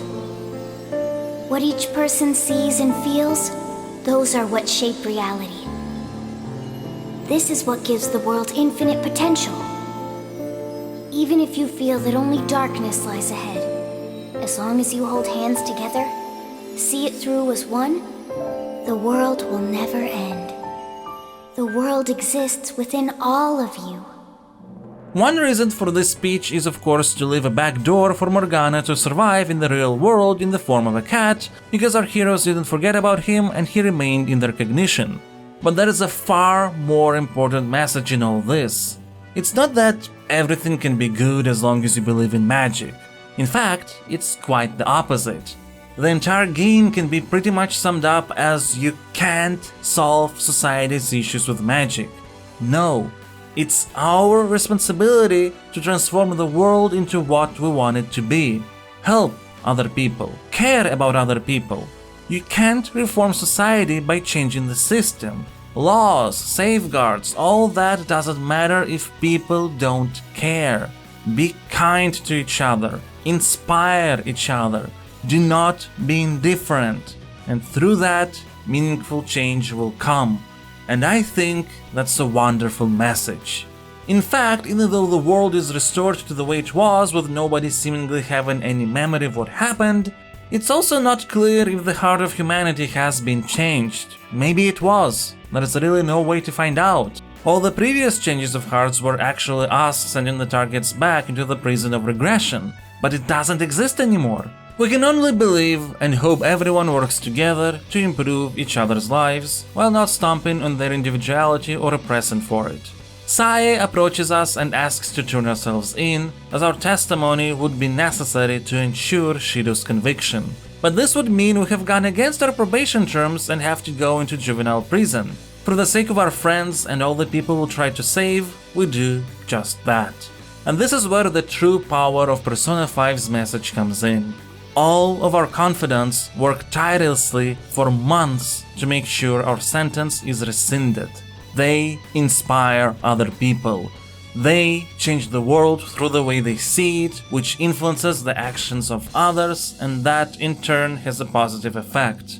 Eventually, we are set free, even though that won't magically remove the label we have acquired back in our hometown. Still, with the year pretty much over, it's time to go on a final road trip with friends. Back home. Or so it would be if you've just played the original game or didn't meet a certain requirement in Royal. If you have, the situation would be quite different. But before we talk about that, we need to discuss the 2 new confidants the updated version has added. That's the landing!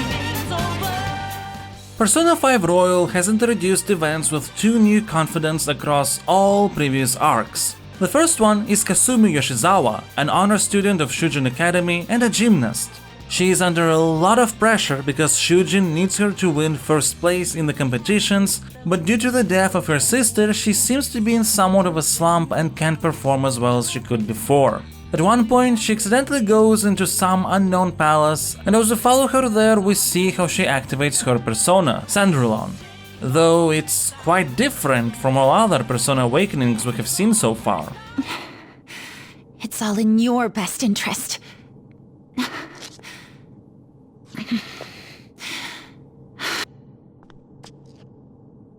Filling my life with this pressure.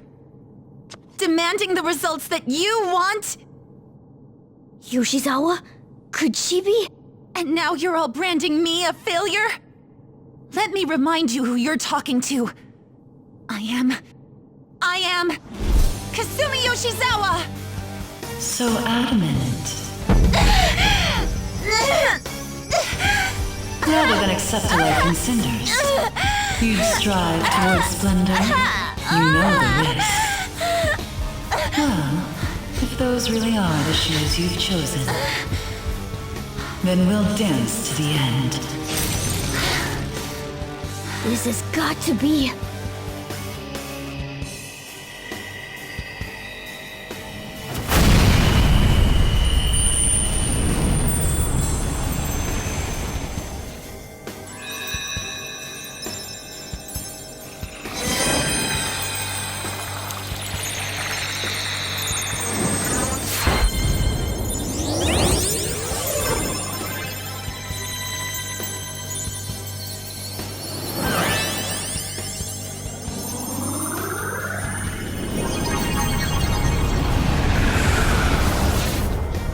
Look at that! I am thou, thou art I. Accept this contract, the spell cast upon you. I request we have a rematch. This time, I'm going all in with Cendrillon! This will be important later. Despite becoming aware of the metaverse, Kasumi does not want to join the Phantom Thieves outside of helping us once in Sae's palace. Except she later proposes to help with Shido's palace, and we can't do anything but reject her offer.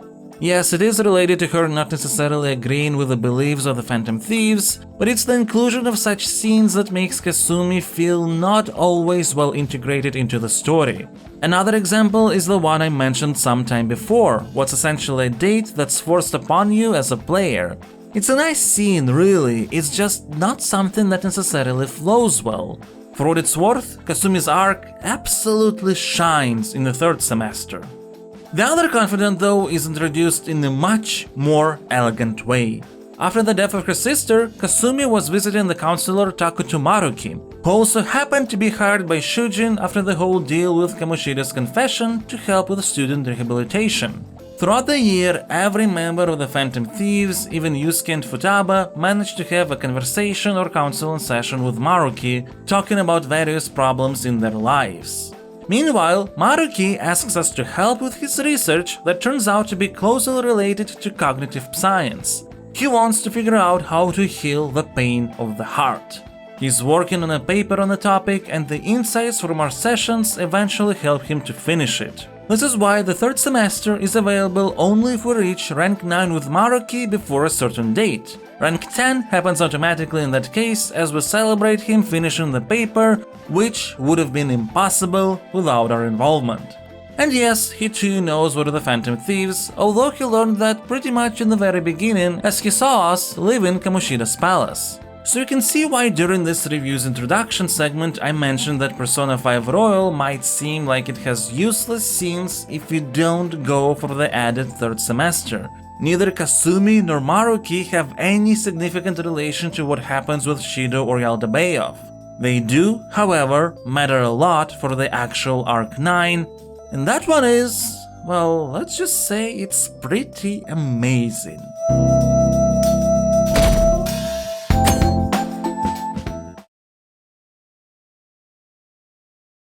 So, if you help Maruki, things are going to diverge from the original's ending straight after Yaldabaoth's defeat. It turns out Akechi survived the events in Shido's palace and is willingly going into custody to testify instead of us. Incredible luck and coincidence, isn't it? As if it's too good to be true. Actually, many more things suddenly become too good to be true. Futaba's mother Wakaba is alive, Haru's father as well. They all seem to go along very well. Makoto and Sai also seem to have an exceptionally wonderful relationship because their father is also not dead. Ryuji doesn't have his knee injury and remains the star of the track team. An is hanging out with Shiho, who never tried to commit suicide. Yusuke is having a wonderful student-mentor relationship with Madarame. And last but not least, Morgana's not a cat.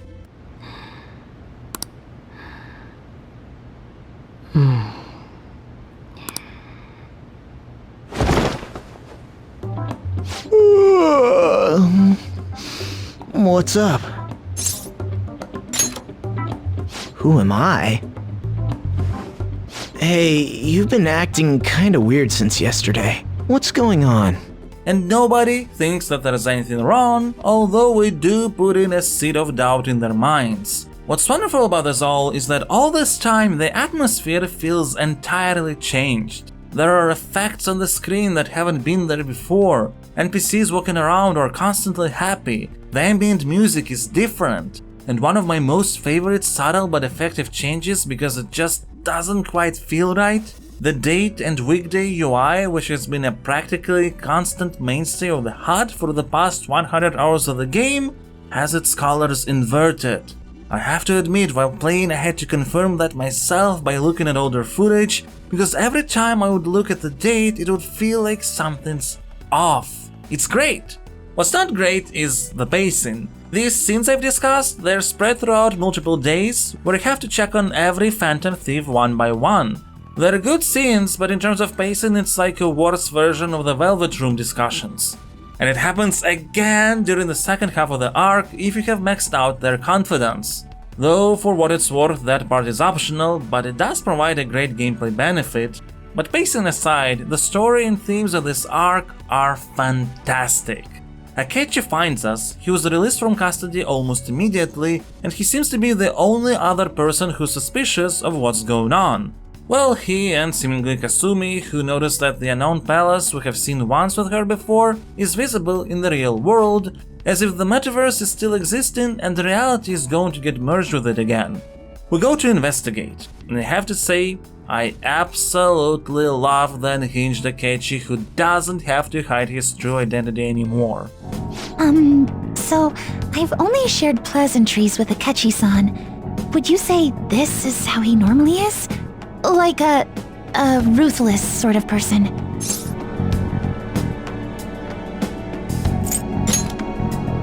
I see.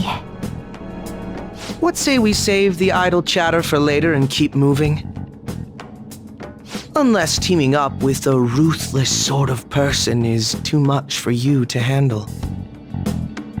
Looks like we're busted. It just creates such a wonderful continuation of the weird rivalry sort of friendship dynamic between him and us. It's great. But the real focal points of the entire arc are Kasumi and Maruki. The palace we found belongs to Maruki himself, who is also a Persona user and not a shadow ruling the palace. Previously, Morgana mentioned that since Personas are accepted shadows, it should be impossible for a Persona user to have a palace based on distorted desires, but it seems like there can be at least exceptions. Maruki wants to make everyone happy, and to do that he just implements the wishes of people that would make them happy. The first subject he has done this to is actually Kasumi, who turns out is not Kasumi at all, but her sister Sumire. Kasumi is actually the person who died while trying to save Sumire. Sumire, not being able to bear the guilt of feeling responsible for it, wished to not have that guilt at all. Maruki obliged by making her think she is Kasumi. But now, due to a series of circumstances that managed to happen at the same time, he has the power to literally change reality by influencing society's cognition. Furaba's mother, Haru's father, Akechi, Madarame's behavior, Morgana's human form, they're not illusions. They're part of a new reality. Maruki gives us a choice to submit to it. After all, everyone deserves to be happy. Alternatively, we can fight against it. But why would we do that? This is the dilemma that makes the royal arc so literally heartbreaking. If we go for the true ending, we're fighting to bring back pain to people who now have no need to suffer it, which, well, in the case of Persona 5 is pretty much every character. But why? This pain is too much! Why can't I just leave it behind me? Kasumi is gone forever, and it's all all Sumire's fault! I can't live that kind of life! But should one person, as benevolent as his intentions are, be responsible for the happiness of all? How does he define what brings true happiness? Does transforming an artist encountering difficulties in their supposed career into a successful archer makes for a more fulfilling life? Some people are happy when the personalities of others change. Some want to stay in relationships that previously were toxic. What happens when anyone's whim to avoid pain brings upon a massive chain of forced changes to, well, everything really? Are we just going to live in a world constantly shifted by somebody's wishes, imposing upon each other's freedoms and getting rid of everything that makes us unique? And that is if we don't go into the question of how overcoming pain is often what builds character, something Maruki himself admits at one point. But that's a different question entirely. The Phantom Thieves snap out of their submission to the new reality and hurry to our help. Maruki is shocked that so many would willingly not accept the happiness he wishes to create. Kasumi, or rather Sumire, is devastated. We have to help her see the benefits of accepting the pain and moving on rather than escaping it. This eventually leads to Sumire having a true Persona awakening. Cendrillon! What? I hung my head low and took your hand. But I knew all along, deep down, pretending to be Kasumi was not the right way.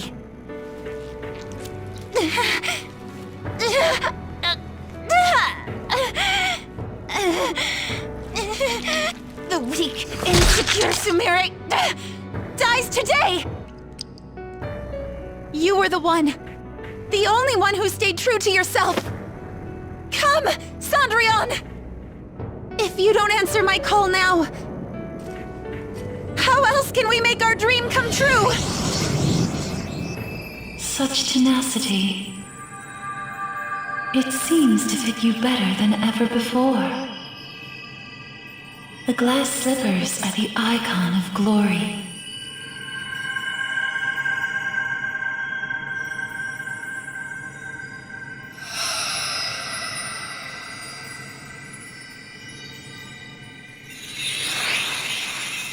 Not just for you, but the other girl within you as well.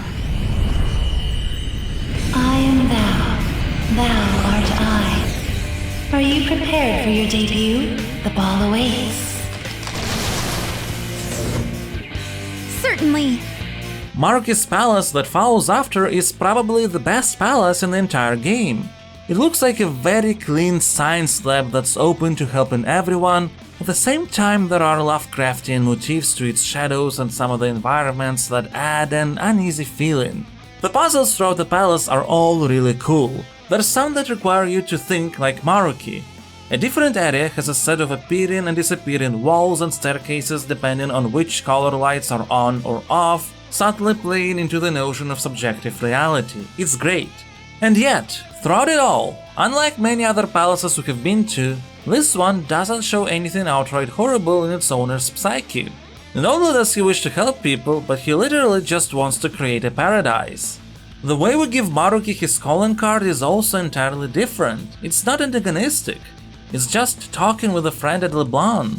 There, Maruki reveals that Akechi is actually here because of our cognition. Akechi is actually dead, but our desire to save him from the fate brought about injustices Akechi had no way of controlling during his childhood brought him back. But Akechi knew this. He wants to be responsible for his own actions for once, and not live in a reality where he and everyone else is being controlled, even if it means he ceases to exist. The boss battle with Yaldabaoth was heroic and epic. The one with Maruki is tragic. Even the music when we enter the palace to steal the treasure is not the usual heist one.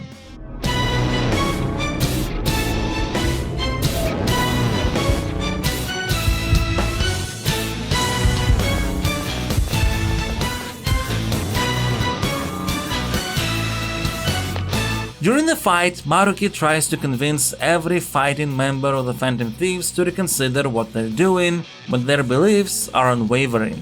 In the end, after a multi-staged battle, with the later ones being pretty scripted but still impressive, Maruki is defeated.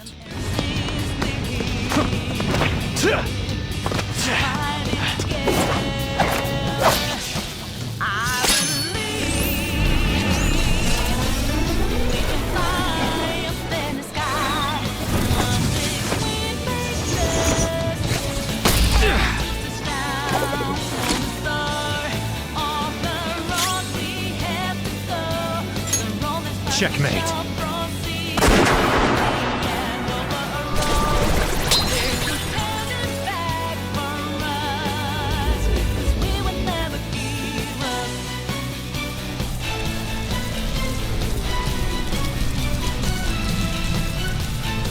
With the palace crumbling and Maruki losing the power of Yaldabaoth, which allowed him to manipulate reality, the metaverse is starting to collapse again. Personas can't be used anymore. Maruki is desperate. It all ends in a dramatic fistfight, after which Maruki just wants to die. But we're not giving up on anyone, especially Maruki, who wanted to just help people, misguided as he was.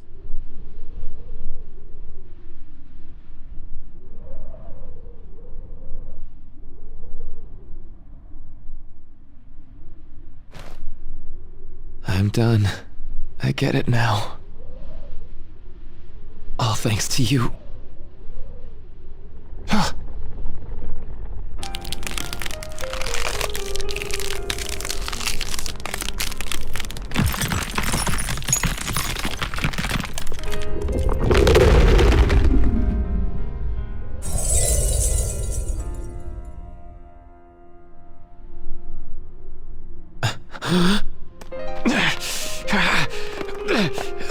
The world is back to normal.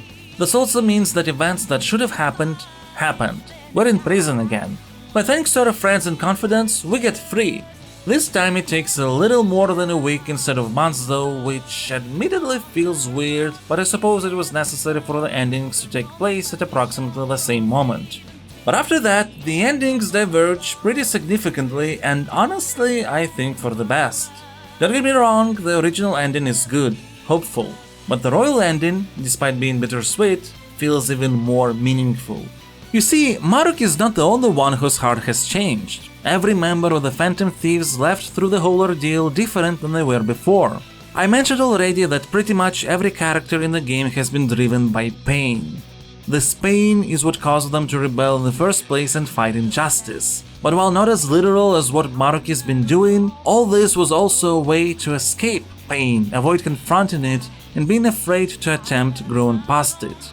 But if they do grow, not only can they achieve their own dreams, but help other people as well. Ryuji wants to go to a rehab facility so he could pick up running again and get that track scholarship to help his mother. An will go study abroad to become a professional model so she and Shiho could keep lending moral strength to each other. Yusuke will continue painting and capturing the true beauty of life so one day he could inspire someone the same way Sayuri inspired him. Makoto wants to try and change the system from the inside, as such she'll go to law college and aim to become a police commissioner. Futaba will go to school again so she could form more social bonds, and Haru wants to fix the wrongs in her father's often ruthless company. Everyone goes their separate ways except Morgana, who stays with us accepting he never was and never will be a human. But this doesn't mean we won't ever see each other, as our bonds will stay forever. That's life. And that's also Phantom Thieves taking matters in their own hands to make their and everyone else's life as best as they can without any magic powers at hand, playing into the core themes of the original Persona 5 story. And while the original ending would drive with our friends into the sunset on the way to our hometown, here it's reformed Maruki who picks us up in a cab to the train station while our friends distract the police that have put us under surveillance. I wish though I'd be able to say that this entire arc has tackled all the complex topics it has perfectly with the maturity and elegance that they deserve, but there's one line, just one line, but it really irked me. You know, there probably are plenty of people who'd ultimately benefit from your reality. But what about the people who want to take on the world themselves?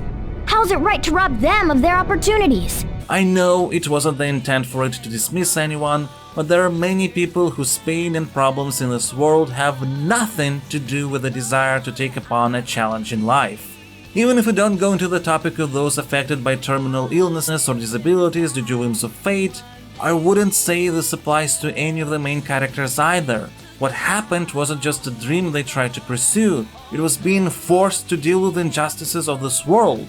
I know I'm focusing on this a lot and it's just one line, but it did rub me the wrong way. Still, the new arc and new ending is fantastic. It's grown up. The narrative and themes of the original Persona 5 were meaningful and poignant, but at the end of the day, they were about teenagers being teenagers. Persona 5 Royal is about teenagers growing up and taking responsibility. And that is also very wonderful.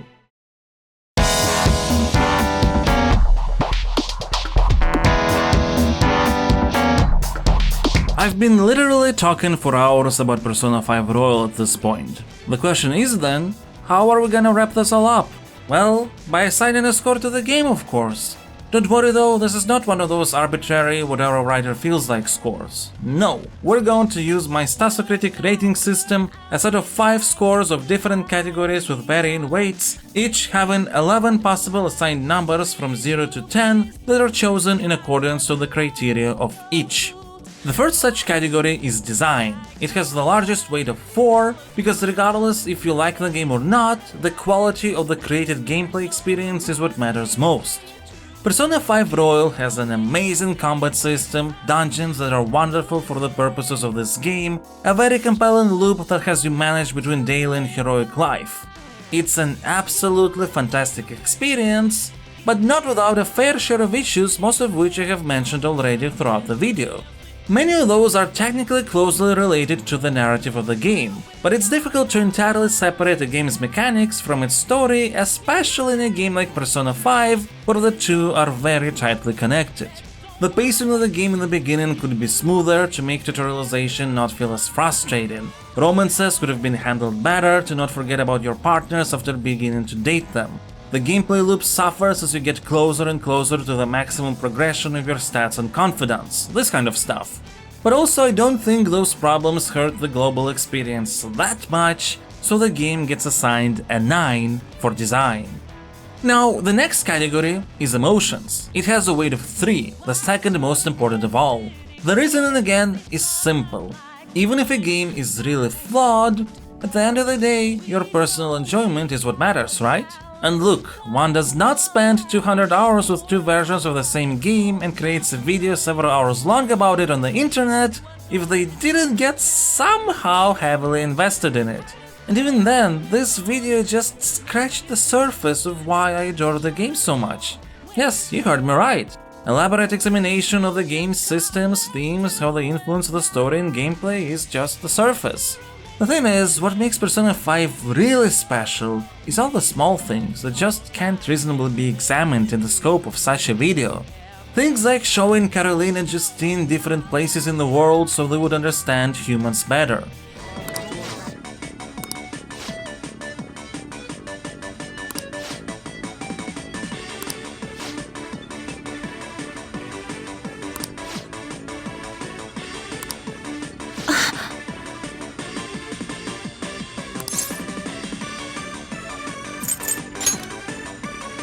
What was that?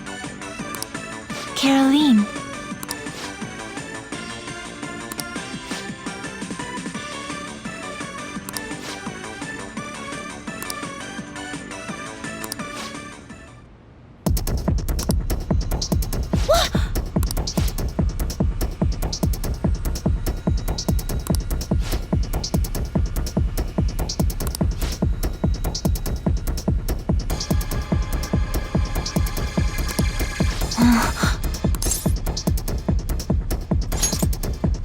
My goodness!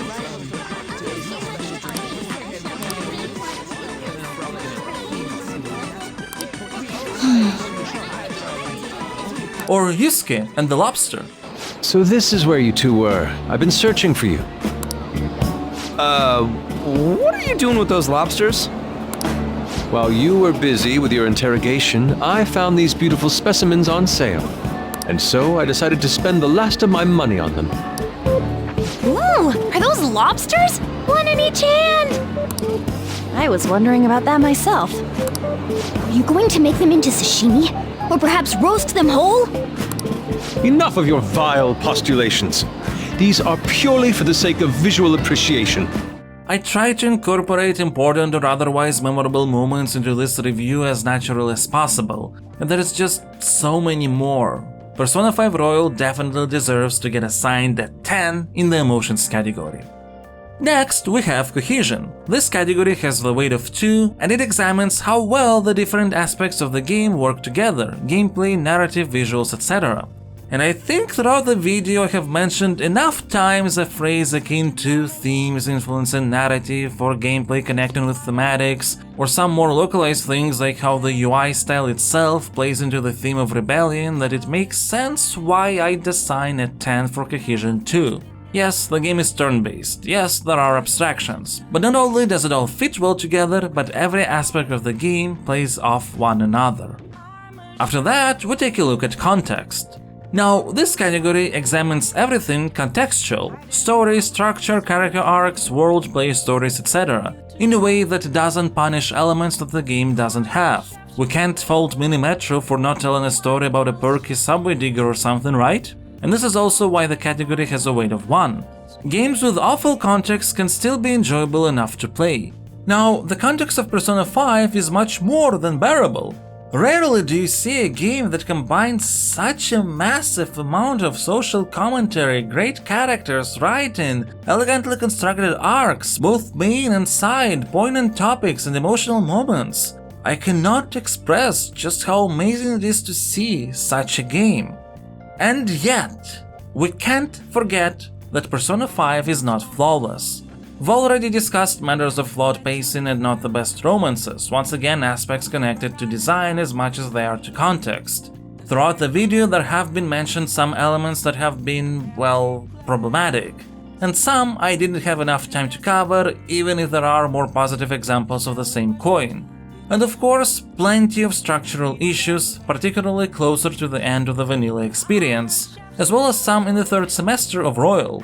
I will be honest. Persona 5 is a game that could have easily been at least 20 hours shorter without cutting anything meaningful and becoming more well-paced as a result. As much as I enjoyed it, the game is too long. But I still appreciate almost everything it does. And I will now fight half of the internet because a very prominent feedback regarding Persona 5's narrative that I see is that it's afraid of its own themes. Sometimes the arguments are flat-out misunderstandings of what the game is going for, like trying to argue that Persona 5 thinks to fix society you need to root out bad apples. That's blatantly wrong, as the entire point of the vanilla ending is that rooting out bad apples doesn't work. Some say that the game runs away from offering a solution for how to reform society by having you battle a magical god at the end. Again, to me that's just plain wrong and looking at the game on a pure surface level. Yes, you fight a god in what can be considered a common trope. This god is a creation of human apathy, and if we're to remain complacent with the status quo, no systemic reform is possible. That's, if we're to speak in the language of those arguments, that's an outright statement on how to fix society. But I suppose I've mentioned all that and more already when discussing the respective plot points. Persona 5 is not without problems, pretty significant ones at that, but I will still assign an 8 to context. The heart is there, and there is just a lot that's actually done really right. Finally, we have aesthetics, another category with a weight of 1 for similar reasons to context. A game can look and sound like shit but still be enjoyable. Of course, Persona 5 doesn't look like shit, but at the same time, even though it's due to the sheer scope of it all, I have to admit that very often there are moments that feel like they didn't get quite enough polish. On one hand, there is a lot of variants in animations, on another, there is a lot of stock ones that don't always feel appropriately reused. But it still would have been fine if it were just applied to side content, but there is weirdness in the main story too, some artificiality to it, even for some very dramatic moments. For example, take a look at what happens when Kamoshida declares he will kill himself.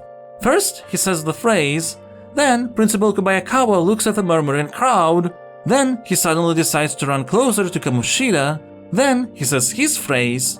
It's all very, well, turn-based in a way, which is ironic considering that the actual turn-based battles feel much livelier than these types of cutscenes where there is a very clear segmentation of actions. Then, the game from time to time shows cutscenes in anime format, and there are a number of segments in the middle of the game which you can just feel are perfect for animation, but yet most likely due to budget restraints, Persona 5 tries to handle them with in-engine means that just don't quite cut it.